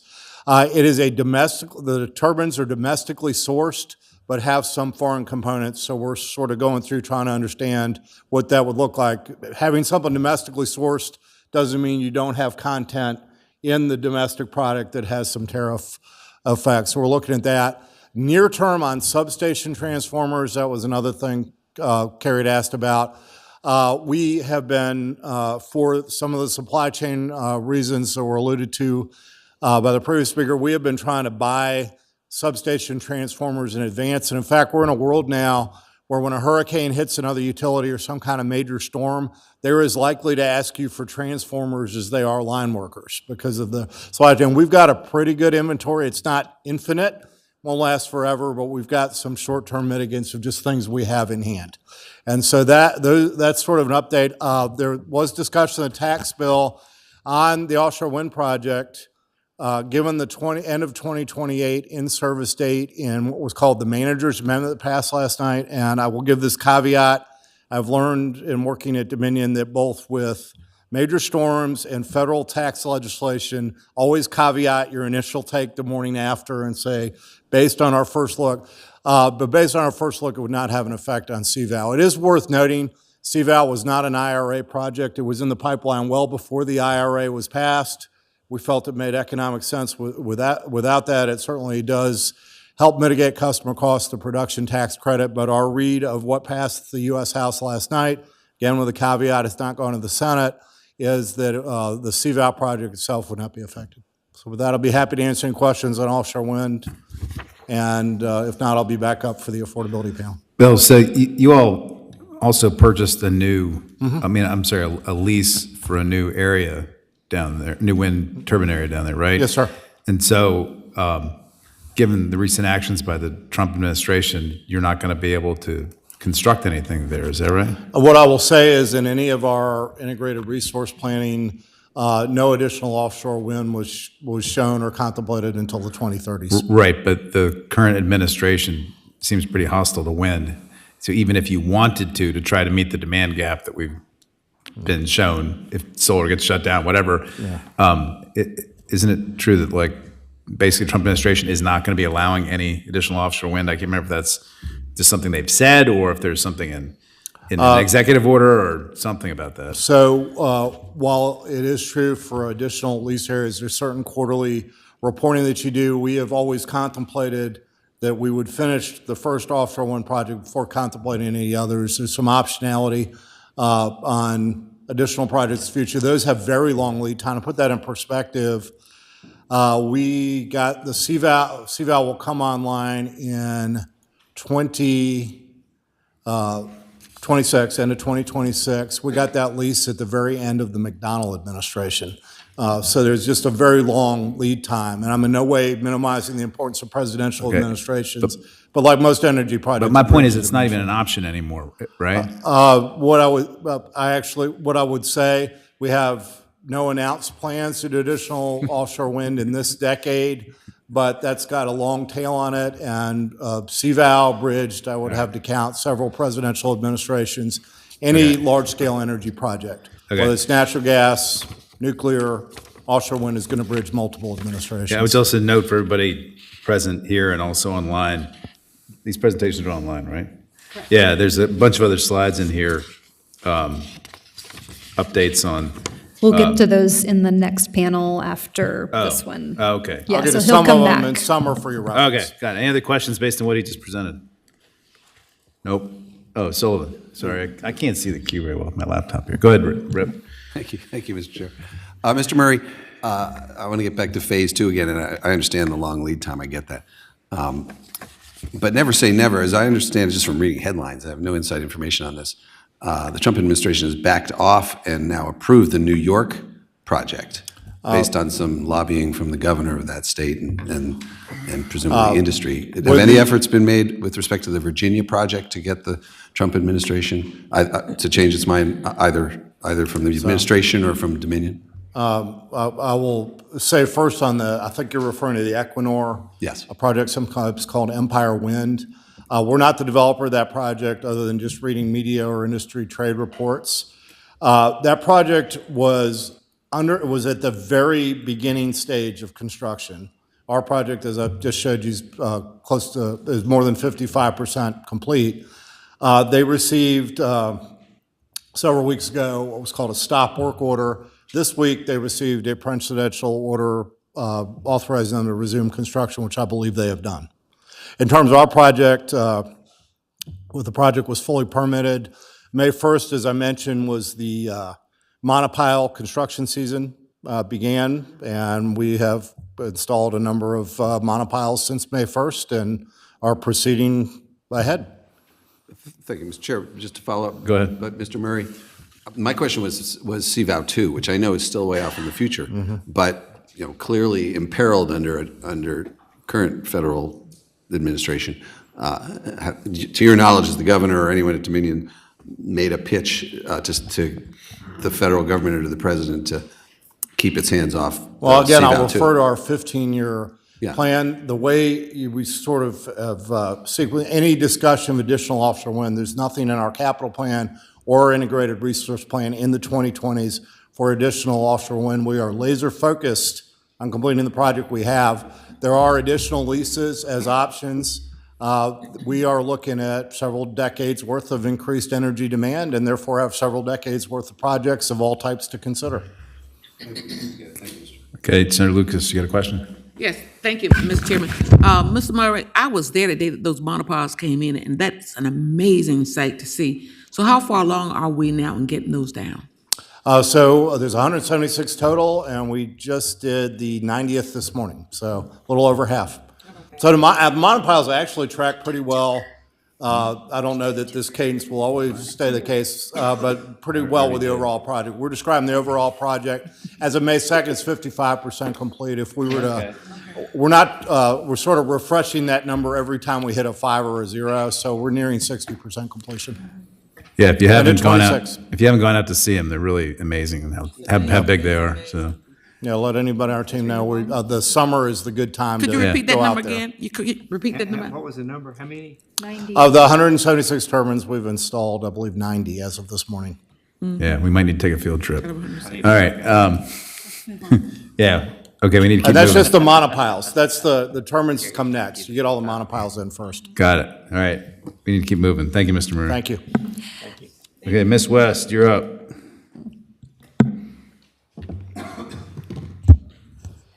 Mr. Chairman and members of the Commission, Brittany West with AES Corporation. So AES Corporation, we are a global energy provider where we have about 1.2 gigawatts of solar that is operational in construction in Virginia. I'm here to tell you how the developers are reacting right now to what is happening at the federal level.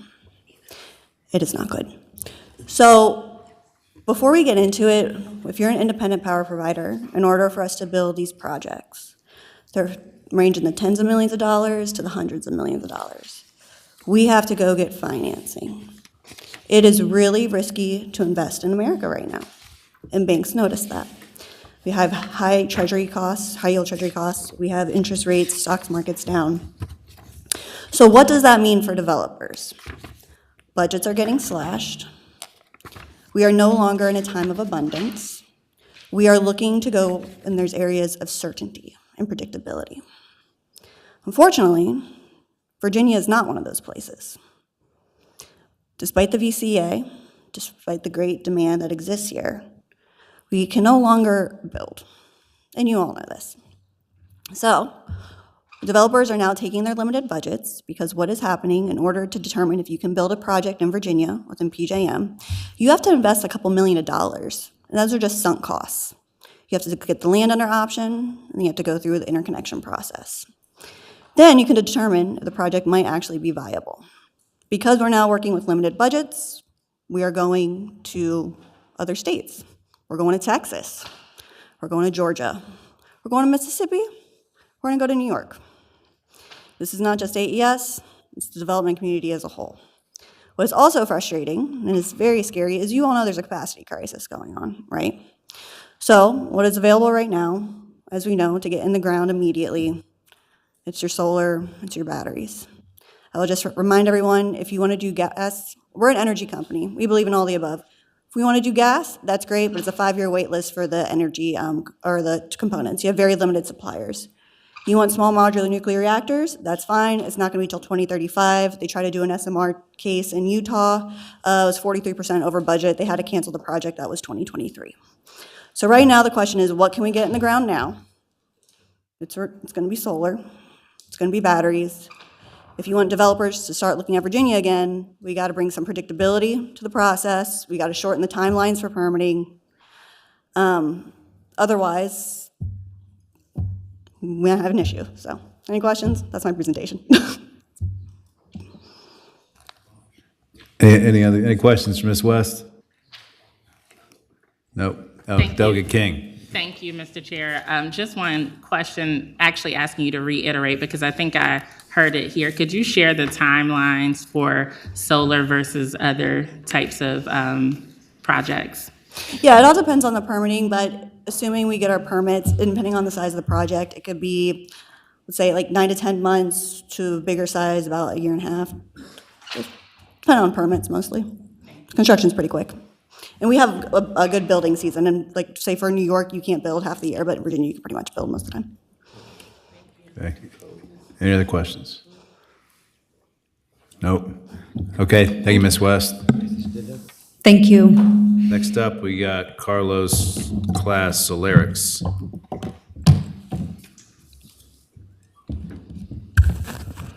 Thank you, Mr. Chair. Thank you, Ms. Hearn, for putting this together and inviting Solarics, Virginia solar manufacturer. My name is Carlos Class. I'm the CEO of Solarics, Virginia-based solar manufacturing company, and a proud disabled veteran Army Ranger that wore the uniform of our beautiful country for many years in my adult life.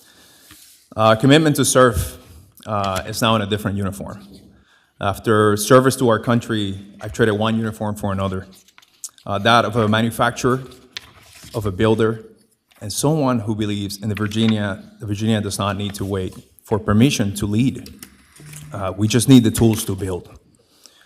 At SolarX, we're putting those tools to work right now. And as you've heard from the previous panelists, there are some key critical areas of our grid that SolarX and the Virginia-made solar energy can definitely fill in those gaps.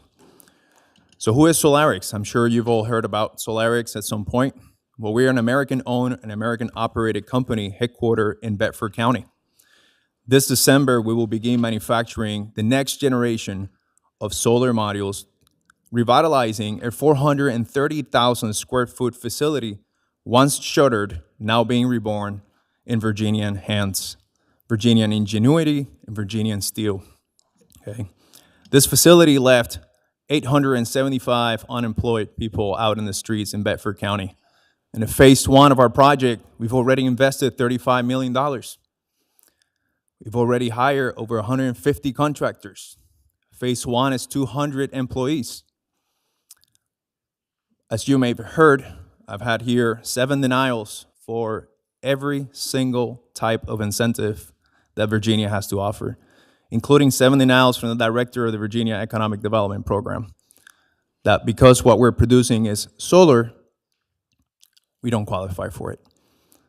But I'm here to paint a better picture. I'm here to paint a picture of the future for Virginia. Solar, number one, is as American as apple pie. And you can quote me. Why? Not a lot of people leave the military, not a lot of people leave college and have the money to buy and be a senior C shareholder of a nuclear company or an oil and gas company. Delegate Speaker Scott, you asked a question, who gets the benefit? I think we know who gets the benefit here. Why solar is American? Because any veteran, anybody out there can actually start solar in the back of their trucks and start building a brick and mortar company. And eventually that turns into 5 employees. Eventually that turns into 20, into 30. Since last night to this morning, I've had dozens of calls from suppliers of whom we will be supplying the solar modules made here in Virginia, asking me to be a voice for them about what's going on with 25 Delta. Well, we've met with a lot of the federal level politicians. We made our case. So what can we do? I think we have to look at the energy grid within this room here as the military. And I'm going to use a reference that's being used a lot. Solar is the infantry. It's rapidly deployable, rapidly scalable, is environmentally hazard-free. It helps produce energy for our Virginians. We've actually partnered with Liberty University in the advancements of solar technology for the future. And I've brought some examples because I know people like the tangible, physical examples sometimes. But, you know, what's very sad here, and I have to share this in this room, is that we've invited delegates and senators to our facility from the delegation here in Virginia, the state level. And they've seen and they've shaken hands of every employee. And it's breathtaking. As you can see, we decided to engage community development from a different perspective. And that is enhancing and providing resources to the emergency services that the county has. If you may go back, please, one more slide. This is an example of providing a facility for the Bedford County SWAT and Sheriff's Office. They don't have the facilities to train their canines. We give them the facilities. We do the same thing with Bedford County Fire Department. We do the same thing with the Virginia pollinator organizations as well. But when we bring in delegates and senators that represent us, the constituents, and the many veterans and people that we've hired, and we will be hiring, they shake our hands and they say, Solarix, Carlos, we're proud of you. You have brought and reshored domestic manufacturing just like our president wants. Thank you, but we cannot support your project because solar does not resonate with our party leadership. And unfortunately, we will not vote to qualify you for any form of support. So to this date, Solarix has bootstrapped itself, 100% American funded, American operated, no fiat, no foreign entity of concern, no Chinese influence. We are Virginians, we are Americans. And we funded this project by ourselves. We put $35 million into the community. We will be closing an additional $70 million in the next 3 months. And we've done this without any form of help or support. And I am here to let you know that Virginia now has the ability to produce solar energy. Mr. Klaas, I just want to focus this. So can you explain how the changes to 25D, the tariffs, that stuff, are having an effect on your business? We also have like four absolutely. more speakers to go. And thank you for your question, Senator. So right now, when we looked at vertical integration, this is the only way we're going to dominate in technology manufacturing, when we are vertically integrated.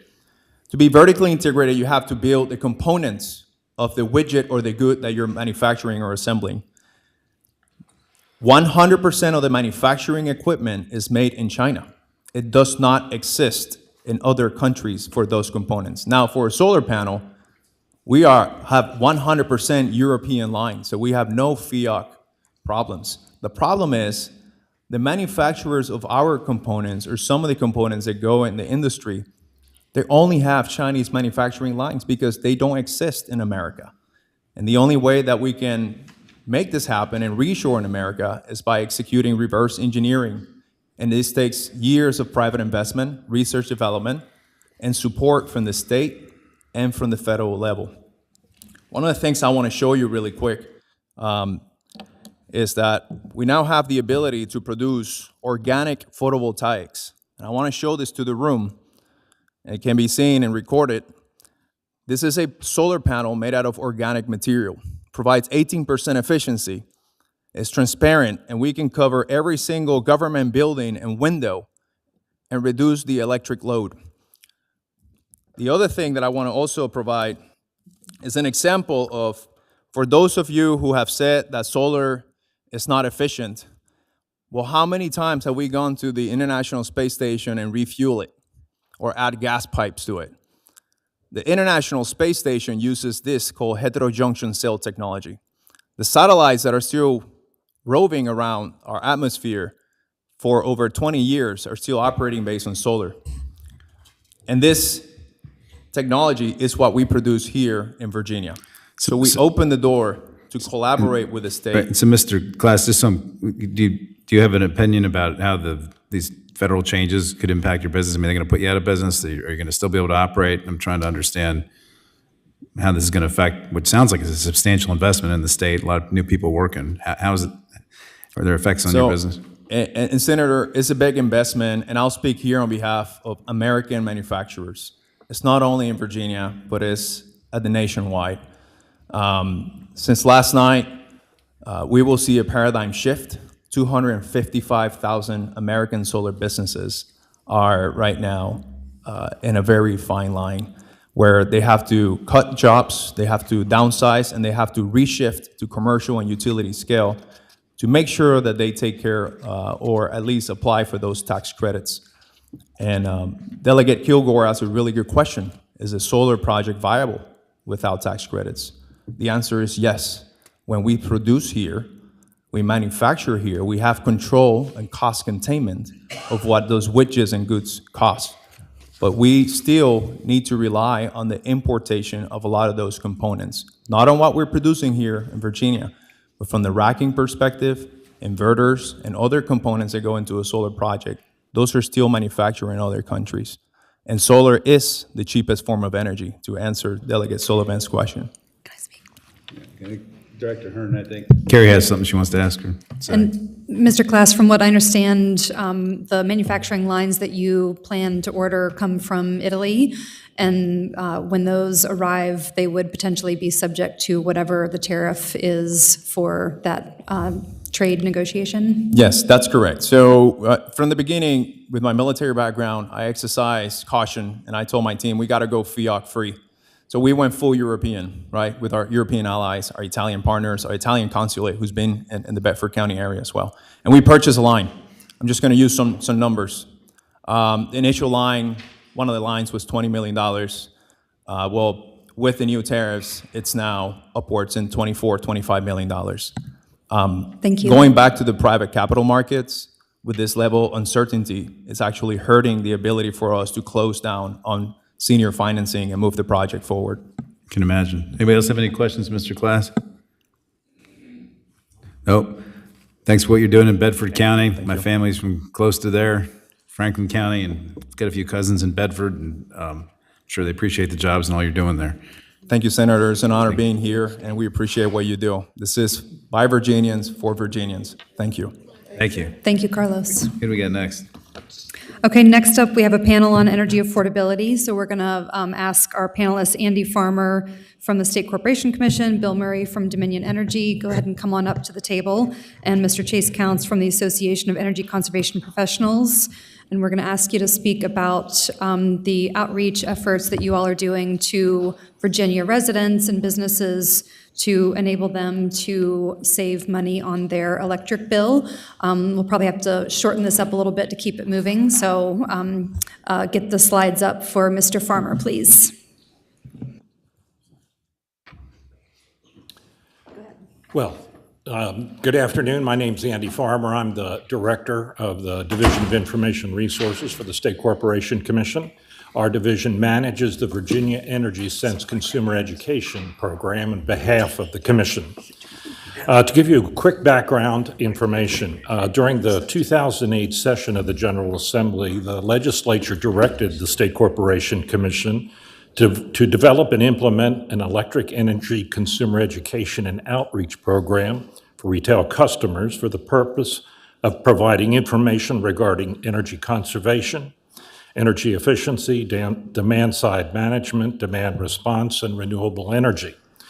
The program is titled Virginia Energy Sense, and it was established in 2009 to raise the public's existing general awareness of energy conservation and efficiency to encourage widespread consumer action to achieve energy savings. The General Assembly directed the Commission to fund the consumer education program through the special regulatory revenue tax that supports the regulatory activities of the SEC. No federal grants or programs support Virginia Energy Sense. Therefore, recent federal actions are not impacting the campaign.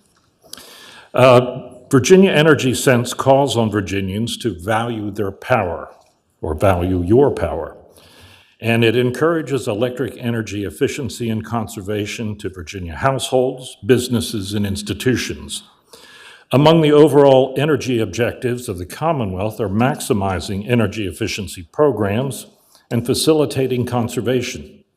Under the direction of the SEC, Virginia Energy Sense provides a one-stop information source to help guide Virginia consumers through specific steps they can take to increase energy efficiency and reduce energy costs. Virginia Energy Sense is an integrated public outreach campaign that uses a variety of communication channels. The primary portal for the information is a standalone website, virginiaenergysense.org. We recently added a microsite, and we have a slide that shows this microsite. And what a microsite, oops, there it is. A microsite is also a standalone site that provides and showcases essential tips and information for consumers. And when you go through the site, you'll be able to link through our main site, which has many more resources. It also provides a handy way of viewing it on mobile devices. About 80% of the people that go to our website look at our material on mobile devices. So this is a tool to improve our visibility. We also promote awareness through advertising, both traditional and digital advertising, media relations, social media channels, community outreach, and partnerships. We've developed portable exhibits. We go to events all around the state, approximately 20 major events a year, and our team hands out lots of materials, literally thousands of pieces of material on energy conservation and efficiency. If we can't get to some of the smaller events around the state, we work with local organizations to share our materials with them so they can distribute them at their events. We've established a partnership program with community organizations, schools, colleges, local governments, utilities, businesses, and others that have interest in energy efficiency and reducing energy consumption. Over 200 groups and organizations around the state have joined our partnership program. The SEC regularly consults and coordinates with consumer organizations, state agencies, and utilities, and other interested parties on the implementation of the program. To quickly get through the presentation. Mr. Farmer, I think you have a video, for the 30-second video you'd like to play. So why don't we video get that now, out? and then we can wrap it up. We had a long we had a 20-minute presentation by PJM coming up too, and we got to get 2 more presentations here from you guys, so we need to get moving. This is an advertisement that's currently running around Virginia at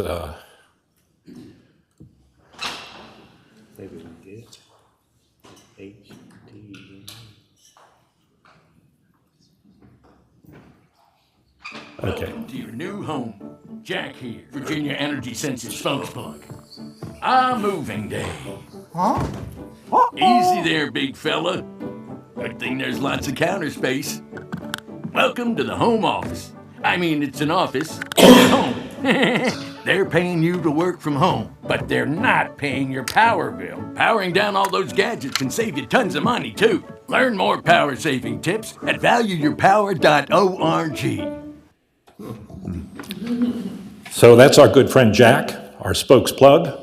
And he's been very popular. He's been around since about 2017, so this is the latest version of Jack's video. And again, in respect to all the other speakers, I'll wrap it up here. And I entertain any questions. Also, we'd be happy to come back and give you a more detailed view of the campaign and go in more depth at a future meeting. But again, I'm the primary contact at the commission. So if you have any questions or need any materials, you're welcome to give us a call. Great. Thank you. Okay. Appreciate that. Next up, Mr. Murray. Again. Mr. Chairman, Bill Murray, Dominion Energy. I'm trying to not play the video. Let's see. I think we're exceeding my technical skills here. One of my goals in life is to never play a video at the Virginia. Not to disparage theirs is fine. That's not my strength. So, in terms of affordability, it's always worth looking where we stand. To be clear, we have both a fuel case and a biennial case in front of the commission. I am not aware, however, of any utility that is not facing inflationary pressures. This is a residential rate comparison, and this is an industrial rate comparison. On energy efficiency, you can read the slide for yourself. We use a variety of ways of advertising our regulated energy efficiency programs. We particularly lean heavily into digital advertising, find that that's one of the most effective, one of the most widely carried consumer products in the U.S. is a phone. Almost every one of us probably has one on their immediate person. We found that effective. That's not to say we don't do other types of advertising. I wanted to say a word about energy share because that is something, if not unique to Dominion, we feel like we've got a best-in-class program. This does have a legislative nexus in the Grid Transformation Act of 2018. We have $13 million a year in shareholder funding that goes to energy share. What is different about our energy assistance program from many other utilities is we don't just do one-time bill payment assistance. That part of energy share sort of wraps around the LIHEAP program that was alluded to earlier. And to put the $13 million in perspective, the federal funding for LIHEAP traditionally is in the high 80 millions per year, sometimes as high as 90 million.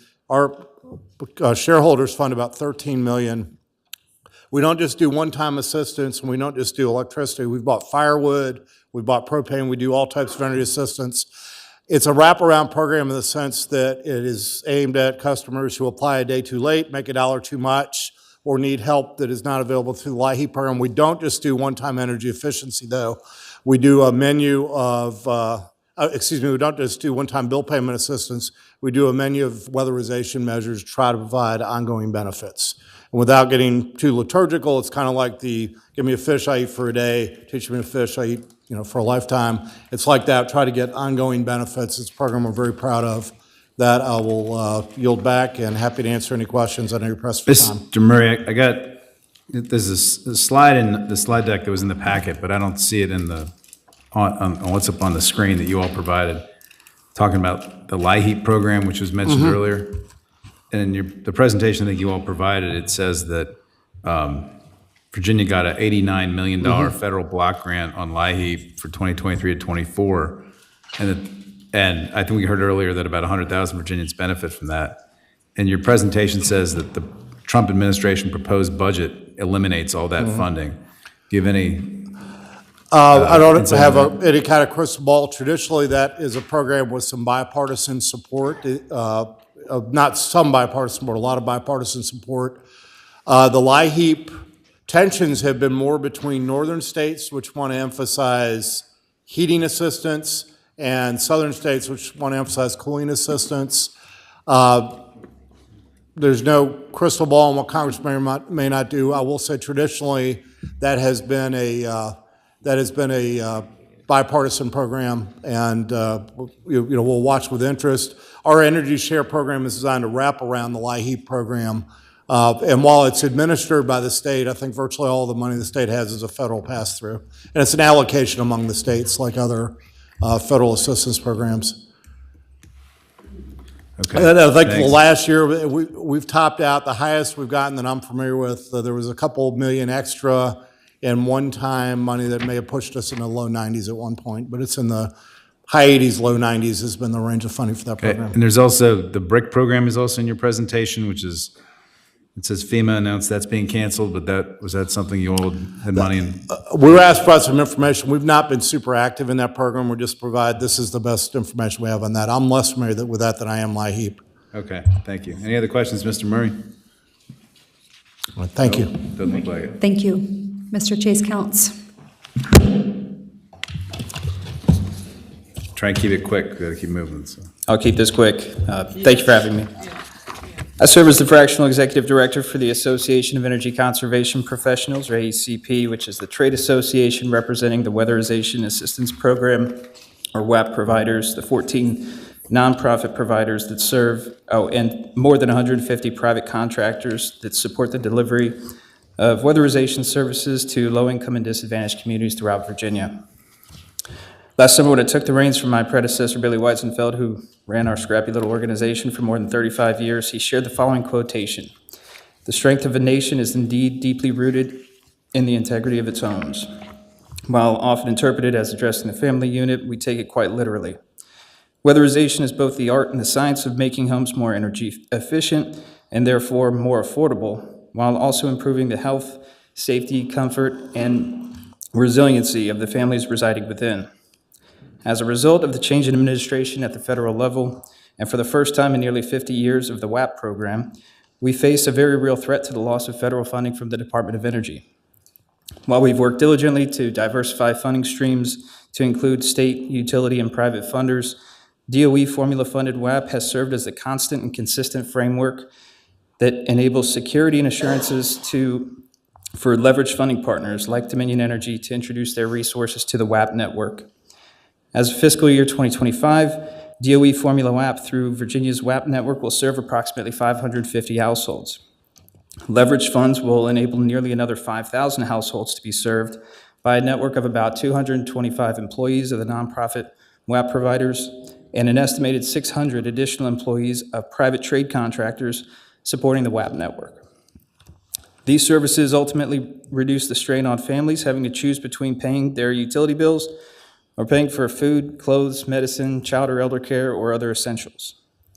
On behalf of the WAP network, I would respectfully request members of the commission to consider exercising your influence to encourage the governor's office to formally request DOE to execute contracts of appropriated WAP funds for fiscal year 2026, should there be delays beyond the July 1st grant cycle date.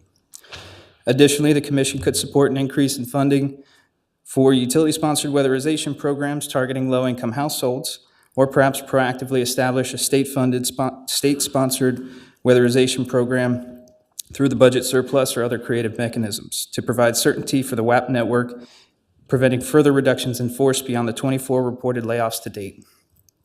In other words, all due respect, we need action, not studies. Sincerely appreciate your time. Thank you. Thank you. It's important. I know all of us know that energy efficiency is actually the cheapest way to generate more electricity, so it's an important component of meeting our demand. So absolutely. Thanks for your presentation. Mr. Chair, could you repeat? I think you said we need, what was that? Action? Go ahead, not King. studies? Not studies. Okay, thank you. Yeah. Thank you, Doug King. Thank you. All right. Thank you. Any other questions? Nope. Okay. Let's get on to PJM, right? Yes, Mr. Chairman, we have Asim Haque from PJM, Senior Vice President for Governmental and Member Services, and we have a set of slides as well. Mr. Hague, can you hear us? I can. Can you hear me? We can hear you. Yeah, if we could turn the volume up a bit. We can hear you. Chair Servell, Vice Chair Kilgore, Mr. Speaker, and members of the commission, thank you so much for the invitation to be here. And visit you in person here in the Turn off the podium mic. And have what is hopefully an even more robust discussion about what we're seeing on the bulk power system at PJM Interconnection. I have provided you with a presentation that is, I would just characterize it as it's really in-depth, and I know that we are short on time. We'll definitely hit the subject load forecasting, but at any point... Yeah, Mr. Hague, if you could lean into your mic a little more. We can hear you, but it's pretty low. Okay, no problem. How about now? I'll speak louder. Is that better? Go ahead. Yep. How about now? Any better? No, but we can hear you, but just really low. Okay, let me try and put my AirPods in and see if that helps at all.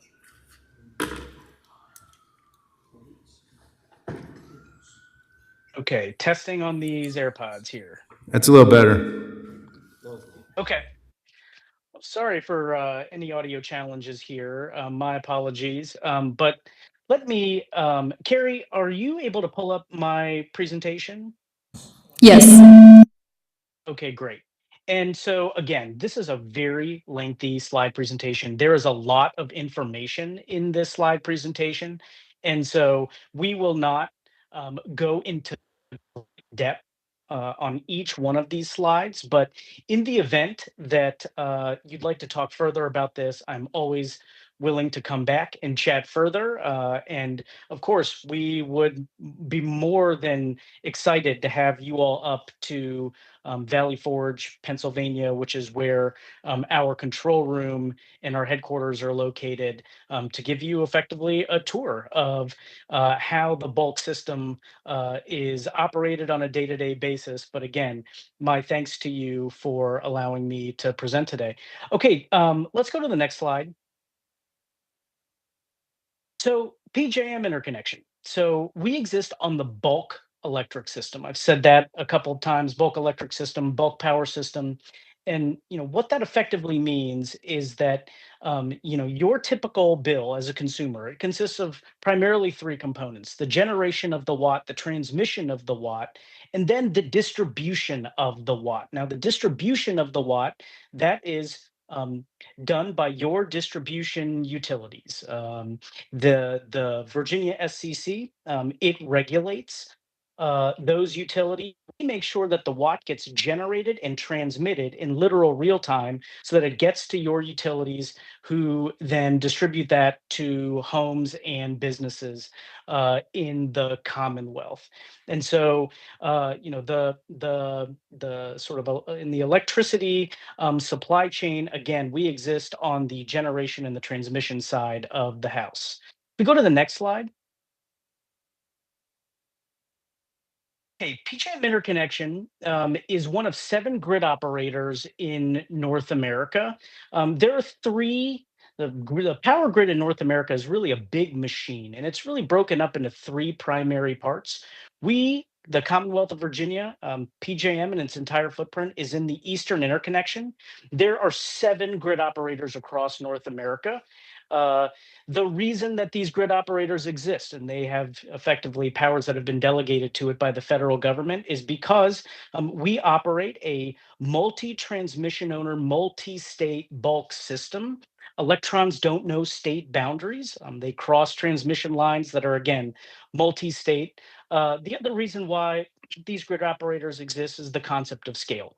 Okay, so um, if a if a collection of jurisdictions can get together and share resources and share the cost of developing out, for instance, transmission to meet growth in data centers that are occurring across our footprint, that's a good thing for consumers at the end of the day to share in those cost challenges. Let's go to the next slide.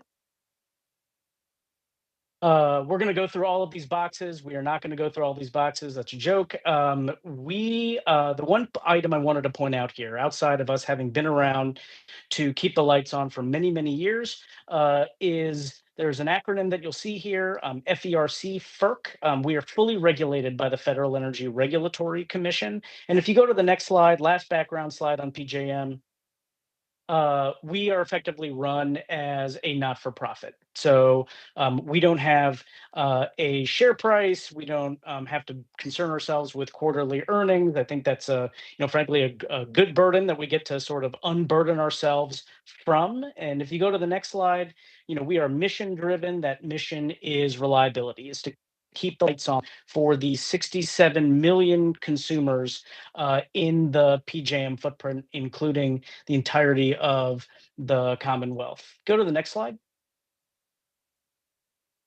So reliability is our primary focus, and we do it rain, shine, and in inclement weather. And we try and do it without a lot of fanfare. Over the Martin Luther King holiday weekend this year, we hit our highest winter peak ever of about 145,000 megawatts across the footprint. You all probably weren't aware of that. The 67 million consumers in the footprint were probably not aware of that, and that's how we like it. We sort of operate to, again, keep the lights on, and we do so you don't have to worry about it. Let's go to the next slide. This is our control room in Valley Forge, Pennsylvania. Again, if at any point you would like to come and visit us, we'd welcome that visit. It's really a sight to be seen. I was recently certified to, I'm a lawyer by training. I took certification to become a control room operator. I was told they won't let me anywhere on the floor with my law degree. But please come by. We'd love to host you if at any point you're interested in just seeing the actual power grid function in real time. Let's go to the next slide. This is really where the story begins. I think for years, this was the sort of our universe was quite uncomplicated. We tried to preserve reliability at least cost. Our footprint in particular was long on supply and demand was flat. And when you're long on supply and demand is flat, pricing remains relatively steady. Many folks have had no idea who PJM Interconnection was for a number of years, but this story is quickly evolving. When I say quickly, I do mean quickly. If you take a look at these statistics here, what you'll see is a major uptick in projected electricity demand growth in 2024, a major uptick in 2025 that is driven primarily due to the proliferation of data centers and the race for AI dominance. There's also factors like electrification of homes and vehicles, as well as the onshoring of US manufacturing. Now, an increase in demand we view as a very good thing. It means progress, it means economic growth. That increase in demand, though, has to be met by a commensurate increase in supply. If you go to the next slide, I think you all know that there's tremendous data center proliferation, especially in the Dominion footprint there in Loudoun County, Virginia. If you go to the next slide, these are demand projections these are um, for 2025, those are actual numbers. But for 2034, 2035, those are projected numbers. And, effectively what you're seeing is specifically in the Dominion footprint, a substantial forecast and increased demand in the out years. Obviously, we are on a day-to-day basis trying to refine what that load forecast looks like. Obviously, a 10-year out forecast gets more precise annually as you sort of true that long-term forecast up. But either way you look at this, there's a data center announcement across our footprint, and Virginia and specifically the Dominion footprint aren't the only spots in the PJM footprint where we're seeing a tremendous proliferation in data center growth. Certainly Columbus, Ohio is another spot that we're seeing growth. We're seeing them crop up in and around the Chicago, Illinois area and other spots around the footprint. Certainly, this increase in demand is substantial. Just how substantial is something that we're pretty consistently trying to hone our numbers in on. However, this growth in demand is certainly something that we've seen in the Dominion footprint. I'd say Dominion has been a tremendous partner to us in trying to keep the lights on for your standard commercial and residential consumers as they have seen this major growth in data center development. That partnership is going to have to continue over the span of years as we see demand increase, not only in Dominion, but across the Commonwealth. Let's go to the next. The next few slides I would just characterize as if we go to the next slide, we'll just characterize these as reference slides. I'm a former state official myself. I'm a former regulator, and I just always really enjoyed having these slides at my fingertips in order to, answer questions and just have data in order to have a better understanding of what's happening on the system. And that's really slides 12, 13, where you'll see, or from in my deck, but you'll see this next slide is where sort of this supply demand challenge I think that we're seeing is coming into play. So remember, we talked about demand increasing. With demand increasing, you are going to need your existing supply and you're going to need more supply.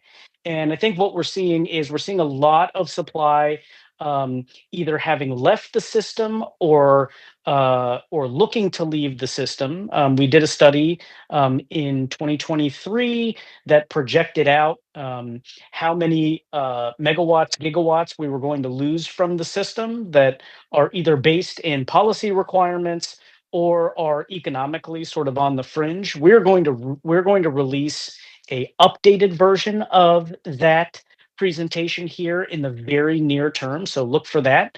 But effectively, the story to be told here is that in an era of increasing demand, we're seeing quite a bit of supply intending to leave, either that has left the system or is intending to leave the system. Now we have new supply. If you go to the next slide, we've got new supply that wants to find its way onto the system. We'll spend just 2 minutes talking about that. Those are PJM's numbers as we sit here right now. And let's go to the next slide. Those are Virginia's numbers of supply that wants to find its way onto the system. Supply that wants to find its way onto the system goes through a generation interconnection queue, our sort of line that generators have to get into in order to be electrically studied. You can't just plug into the power grid without being electrically studied. You could create challenges with the grid that ends up the net result being that customers will have to get shut off, and so we have to electrically study everything that wants to plug into the grid. We have reformed that process. That Mr. process Huck. will have. Yes, sir. So when I heard your colleague give a presentation last week, the bottom lines I got out of his presentation was that demand in the PJM territory, especially Virginia, is exploding largely because of data centers. Is that a fair statement? I know you mentioned EVs, but Correct. right? And Correct. It's increasing exponentially and is expected to keep increasing exponentially as more of these data centers come online, right? Or are proposed, right? And secondly, he said that given the number of retirements that are in the queue, you want to back up a little bit. Okay, that's right. Given the number of retirements that are in the queue and the amount of demand that's going on, and the lack of transmission infrastructure within the Commonwealth, we could be facing some very serious system integrity problems next year, maybe even as early as this year. Can you talk about that a little bit? Yeah, I can, Mr. Chairman. And so, look, we are currently in a supply-demand crunch, okay?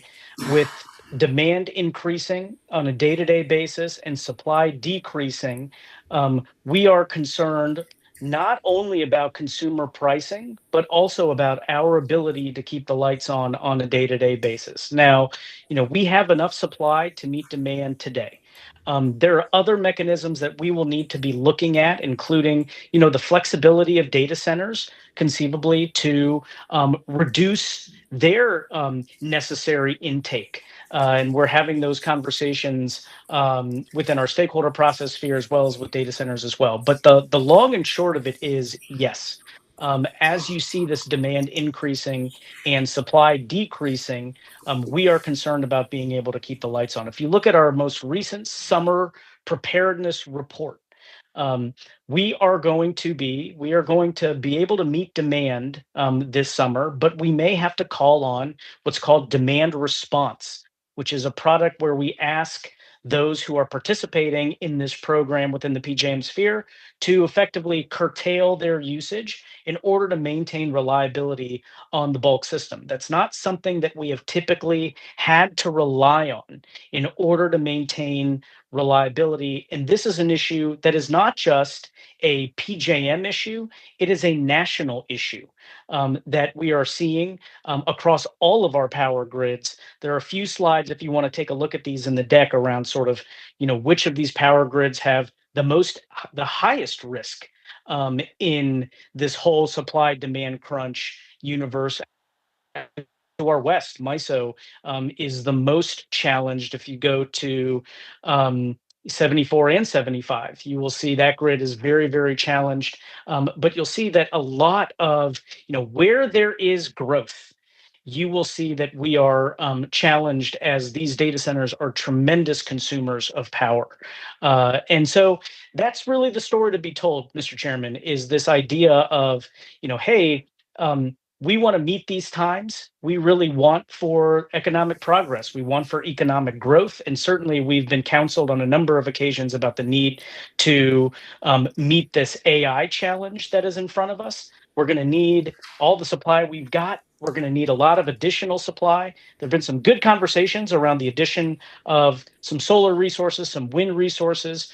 We have 50 gigawatts. So think of us as a 180 gigawatt system. We have 50 gigawatts of resources that are through our queue, that are done with the study process with PJM. We have another 68 that will be studied this year and next year. And then, our queue process will have been really streamlined.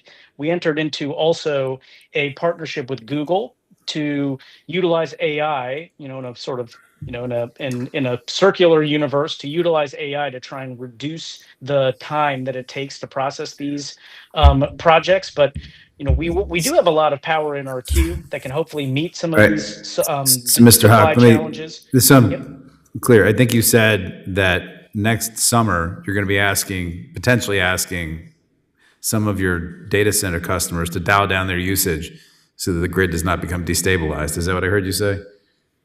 I think those that participate in demand response programs, and if our data centers are participating in demand response programs, which they might be participating in through their local utility, and then invariably through us.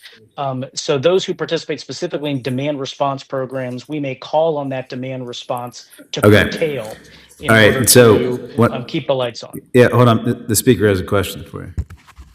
Please. Thank you, sir. How many of those data centers in Virginia actually participate in that demand response program that you talked about? Thanks. It's a great question, Mr. Speaker. And so we interact with an entity that is a market participant within the demand response framework. And so that question, I would not have insight into the number of data centers, who specifically. We only know who the market participant is. And so if there is a market participant, we'll just call it company X, that is participating in demand response, like we know who that participant is, who their downstream sort of consumers are that they have kind of aggregated or are utilizing for the demand response program. We don't have great insight into, but I think, perhaps Dominion could help answer that question if they are aware, because there's also state level demand response programs as well. Sir, So you're saying like maybe our energy company here might know the answer to that? Yeah, I will go back, Mr. Speaker. I will go back and see if we have any specific data centers that have been specifically have tried to enter our demand response framework. Okay, I'll go back and take a look at that. However, I do believe that there is a demand response program specifically in the Dominion zone that they might have greater insight into as well. Okay. All right. Mr. Chair, just, Go ahead, Mr. Go ahead. I just think if you're going to come to a committee like this and say that this is one of the ways that you're solving a problem and there's a solution, and you don't know how many people are actually taking advantage of that solution, that's a problem. So we might want to know the answer to those questions. And if we need to create some incentives to get more people to participate, that would be helpful to know if that's really a part of the solution. Thank you. Yeah, thank you, Mr. Speaker. Got it. Kilgore, do you have a question? You look like you're, oh, Sullivan has a question. Thank you, Mr. Chairman. Sir, I got a question about demand response, which you, maybe this is the way I heard it, but you seem to suggest it was some sort of doomsday scenario that we'll have to use demand response. Demand response is used all over the country, and in fact, a lot of states and utilities are trying to improve their demand response programs as one of many methods to help manage a load within a state or within an RTO. Isn't that right? I mean, demand response programs are good, not bad things. I think demand response are good things. I would agree with you. I think the way I characterized it, it's just indicative of the system getting tighter. I think the need to utilize demand response is typically part of a procedural framework where we're getting tighter, is how we typically utilize demand response. And so it's just an indicator that we are in fact getting tighter. But demand response is utilized across state frameworks, across regional frameworks. And so it's not a bad thing by any means. It's just an indicator that we're getting tighter. Thank you, Mr. Chairman. Thank you, sir. Kilgore, you got a question? Yeah, just quickly, last numbers I saw, I think we import Virginia about 30% of our electricity demand. Do you think that we can continue to rely on that, or do we need to build more capacity in Virginia? Yeah. Senator, I don't think it's quite that high. Okay. Virginia is a vertically integrated state whereby the utilities, submit integrated resource plans to the commission and are generally trying to keep pace with supply and demand. I will say the good thing about being in PJM is that right now Virginia is a net importer of power. And their ability to be part of a larger regional marketplace allows for your utilities to effectively keep the lights on for consumers, despite being short. My response to you about the question around supply is that I think we need as much supply as we can get. We need as much supply as we can get across the footprint, and certainly within the Commonwealth. Thank you. This is Serval again. So when I heard last week when your colleague presented it at the NCSL Energy Supply Task Force meeting I was at in Texas, somebody asked him, what would PJM's advice be to policymakers like us? Give us some bottom lines. Obviously, we've heard today about demand response, which, by the way, was a JLARC recommendation that we have a state-level demand response program as part of the JLARC study last year. But what other takeaways should we take? I mean, aside from the fact that we're in a crunch, what other recommendations might you have to us? I mean, one of the ones I heard last week was don't take anything else offline. But what? Yeah, if you take a look at the last slide, Mr. Chairman, slide 20 in my deck, it's 28, but it's the very last slide in the deck.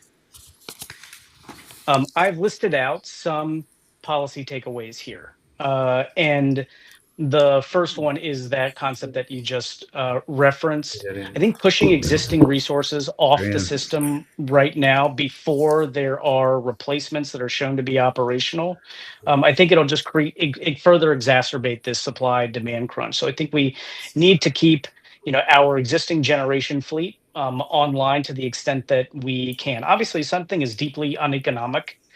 Certainly, we understand that the resource should retire. However, I think in this sort of supply-demand challenge, many of our resources will be economic because of how this crunch, effectively when supply decreases and demand increases, creates a pricing challenge. And so there's that component.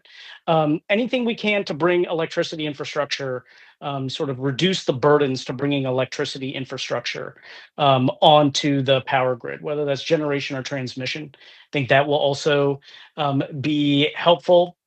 State level demand response programs. We just had this conversation around demand response, and again, specifically, we deal with demand response market participants. Those market participants, they contract with a entity like a data center. We don't have visibility into that, but I think that concept of demand response will also continue to be helpful.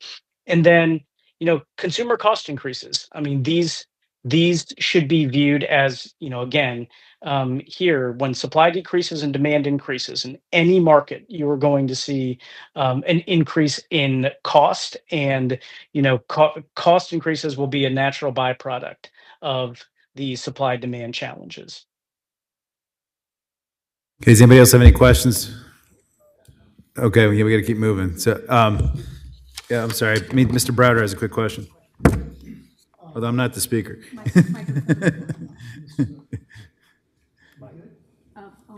There we go. Yeah.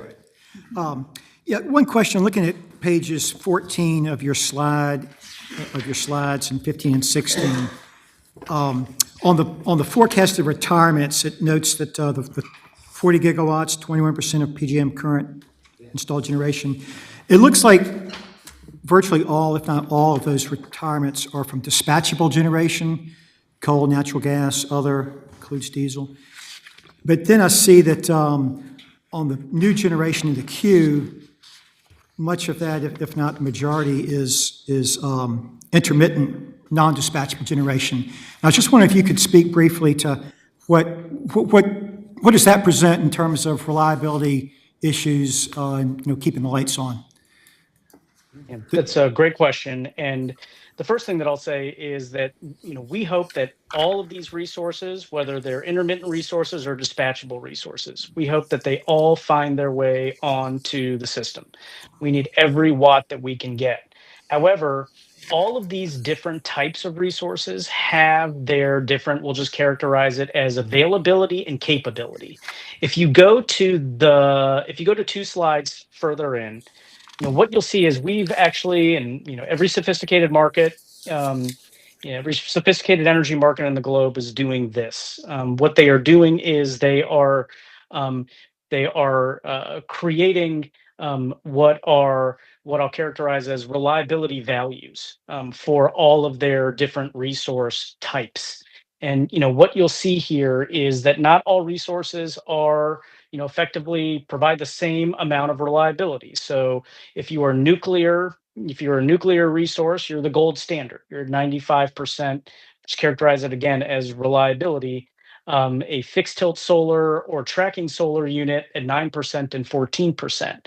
And so when you see, for instance, a 1,000 megawatt gas generator leaving the system, and then an additional, you say, 1,000 megawatts of solar replacing that gas unit leaving the system, from a reliability perspective, it is not a one-for-one swap. Okay, and then there are also operational challenges that intermittent resources don't provide, that dispatchable spinning resources like nuclear, coal, and gas do provide. Things like inertia, voltage control, et cetera, et cetera. And so they're a much different collection of resources. But I think for policymakers, I think the important thing to know is that not all resource types perform the same during, we'll characterize it as, from a reliability perspective, especially during our most challenging hours, in our most challenging days, and most challenging years. Mr. Huck, but this is Servo again. So, but the dispatchability problem would be balanced out by investing and putting more storage online, right? That's the way you balance out the reliability problem with. Yeah, it certainly can help. If you see the storage numbers there, they're actually very high value reliability resources. It's just that right now we haven't seen significant economic deployment of those resources on the power grid. Got it. And so they haven't been deployed at scale quite yet. We Got have it. a few Well, 4-hour batteries on the system. We passed the bill to try to help there, but the governor vetoed it. So, all right. Any other questions? No. Mr. Hawk, that was a very helpful presentation. We appreciate all you do for us. We don't get to hear from PJM a lot, but you guys operate in the background, do some very important things, keep the lights on. So, yeah, appreciate it. And actually, we had some interest up here about taking a field trip, so maybe we'll be in touch about that. So, but thank you for your presentation. Thank you, Chairman. All right. Thank you. Next up, we have a quick thing on the bills that got referred to us, and then I want to talk about the work plan for the year.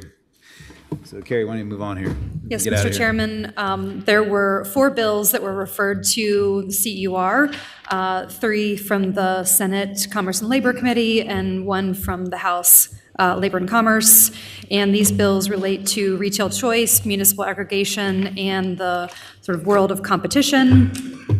We have some background information in the slides in terms of what these bills were intending to address and how competition could potentially be studied in Virginia. I think, it is before the commission in terms of whether or not to take up these matters, but they have been requested for our study. And we can move right into Mr. Chair. Yeah, Senator Dees.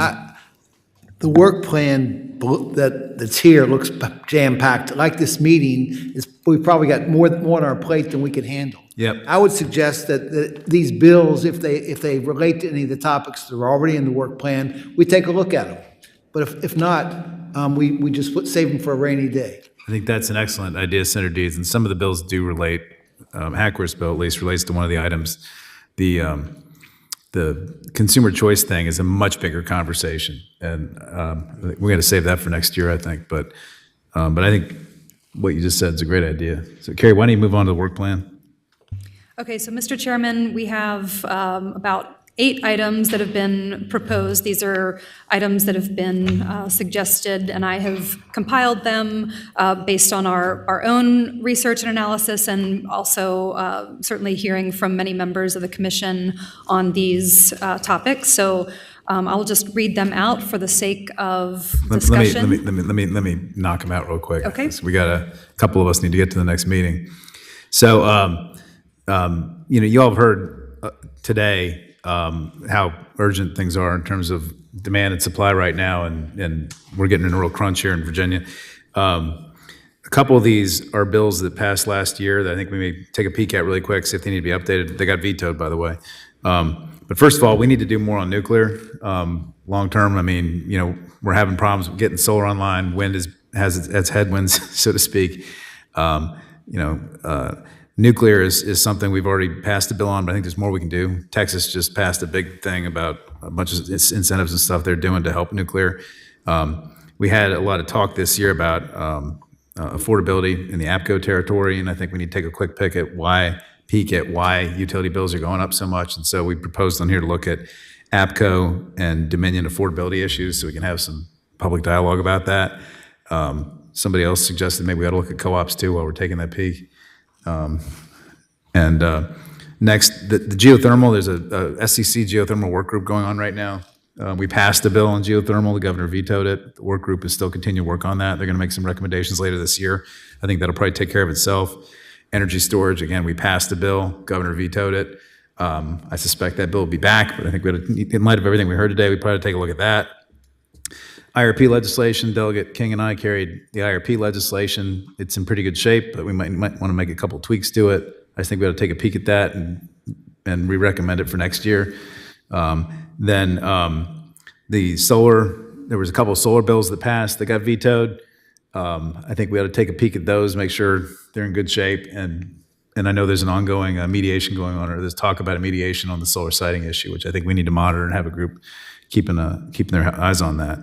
Then on the data center piece, J-Lark made some recommendations. We did not see all the bills that came out of that. I think we ought to take a peek at that and see if the bills that could have come out of it, and maybe have our staff look at them and make recommendations as to bills that we could endorse on that, especially the demand response thing. It fits nice that we just heard about, fits nicely into that. There was a JLARC recommendation on it. And then finally, we were working on a bill to get the Coal and Energy Commission merged in with us, so we have jurisdiction to look at not just electricity, but also gas going forward, and change our name so we don't have to call ourselves the sewer. But in any event, because the Coal and Energy Commission hasn't met in like 5 years, I think, or something, and it's not really meeting anymore anyway. So anyway, those are the action items. I would propose we create some subcommittees, put some different people in charge of them. The Virginia Code allows us to appoint non-commission members to those subcommittees, so we get some other members to help us out on that. And that's how I think we ought to proceed this for the next 7 months. Okay. Is there a second? Is there any discussion about that? No. All right. Let's take a vote on it real quick. All those in favor of adopting that as our work plan for the year, say aye. Aye. Anybody opposed? No. Okay. Last thing, we have to do public comment. Is there anybody here in the public to speak? Anyone online? 2 people online. We have 2 people online.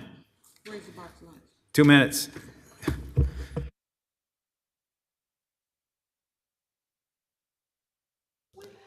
Dana Wiggins, you can provide your testimony. Please unmute yourself and turn on your video.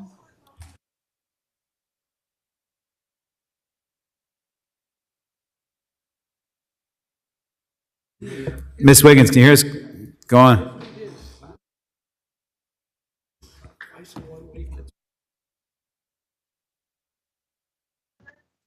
Can you all hear me? We need a vote again. We can hear you, Dana. Okay, sorry about that.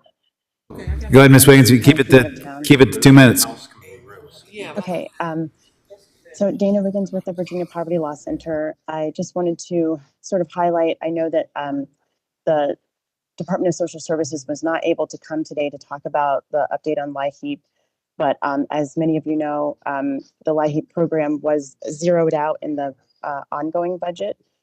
So I just wanted to make sure that you all had at least some helpful information that you might need as you all are going forward. So in April, all of the HHS LIHEAP staff were put on administrative leave.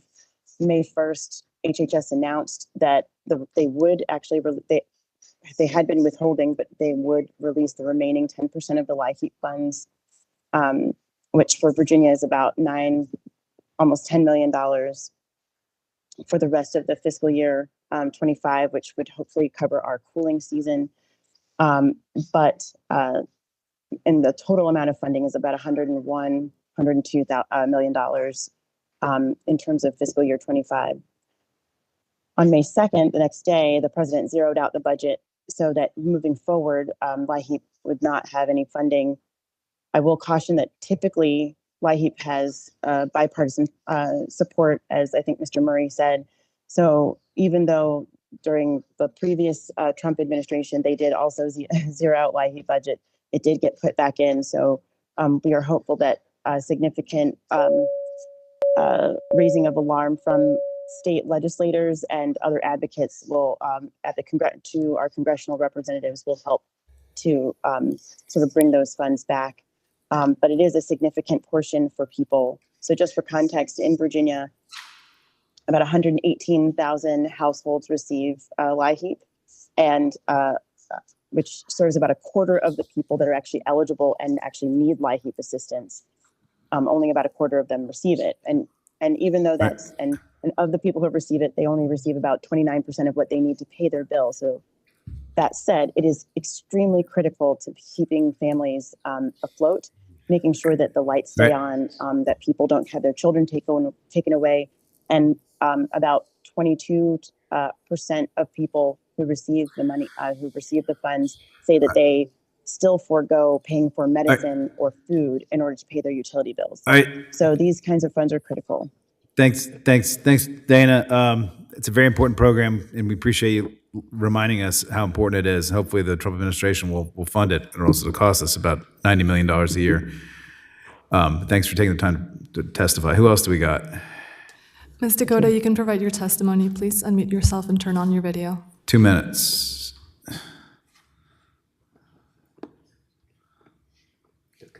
Who is it? Dakota? Who is it? Anna? Do you have a last name? Okay, Dakota. Going, gone. Okay, that's it for public comment. Oh, some more. All right, come on up. 2 minutes. Oh, you were here last time. Good to see you. David Tucker, Isle of Wight County, a ratepayer not affiliated with anybody. This professional engineer with across-the-board energy experience cannot recognize the sewer ability to monitor the SCC's required act implementation. This is not misinformation as you accuse folks. You are the energy crisis, real or fancied. Please learn and promote reliable and more affordable energy. Stop trying to create a more obedient socialist society by taking away local decisions, as in your weak SB 1190 and HB 2126 attempts. Else in 2029, I anticipate you to be sunsetted like VSED ESA. Please address the following renewable problems. DEQ permitted, terminated, yet the facilities are in operation. These are solar. Tracking solar arrays still not in sync with the sun. Tracking panels fixed in the tabletop position. Excessive DC to AC design. Projected facility short lives beyond panel degradation. Physically validate the correct size of Coastal Virginia offshore wind turbine pilots. There are 2 reported huge consequential differences. Ask SCIA, do they count jobs versus W-2 forms issued? And are they still promoting communist Chinese solar panels to the feds as they did in 2022? I asked the sewer, please don't mess up small modular reactors and reasonable geothermal implementation. Why promote battery energy storage when they have inherent inefficiencies costly to the ratepayer? While PJM has been great at brokering reliable and less expensive power 24/7. Respecting this building and your position, and I do have a lot of respect for you folks, this Portsmouth native will politely say you have done something horrible in the Commonwealth's faces while telling us it's been warm rain. Thank you. One more? Come on up. Tell us who you are, where you're from, and 2 minutes. My name is Mary Hodge, rural landowner in Caroline County, and a proud member of the 50% Club, whose counties have restricted solar, and a huge fan of the 80% Club, of the solar projects that have received denials. I represent not only myself, but hundreds of rural Virginians opposed to solar who would also like to be considered stakeholders, and perhaps a more deserving seat at the table than the Sierra Club and other environmental groups who think it is green to raise forests and farms for inefficient solar panels and kill whales and sea life in our ocean for windmills. It was through our advocacy that HB 1190 and SB 2126 did not pass, and with much consternation. And we will not stand for any attempts in the future that this commission should formulate legislation to revoke our local authority. I am also very proud of my fellow land stewards for presenting so much information in Virginia regarding First Solar and their cadmium-containing solar panels deployed by Dominion and others, and the risk of their potential to pollute land and groundwater that so impelled the company to lobby for HB 2024. I applaud Governor Youngkin for his numerous efforts to return vetoed legislation with amendments that would realistically repeal the VCEA, but I watched the spiteful and childish antics in one half of our General Assembly that simply will not stop worshiping a false idol. This misguided vision has caused such a disservice to Virginia ratepayers for all the riders Dominion has imposed on us in order to comply with this mandate and the ill-gotten industry behind it that is raking in our tax dollars as free credits, and I am certainly grateful that will be ending shortly. The recent news of the blackout in Spain due to intermittent energy, coupled with information that Chinese spyware may be malevolently malevolently installed within solar inverters makes one realize that when I turn the light switch on at home, I want assurance that my electricity is coming from a responsible, reliable, and regulated energy power plant. Great, thanks for testifying today. Okay, I think that's it for public comment. I think that's it for the agenda. Move we adjourn. All in favor, say aye. Anybody opposed? Nope. Thanks for coming today, everybody. A lot of information to take on. This is the Senate of Virginia, Richmond, Virginia.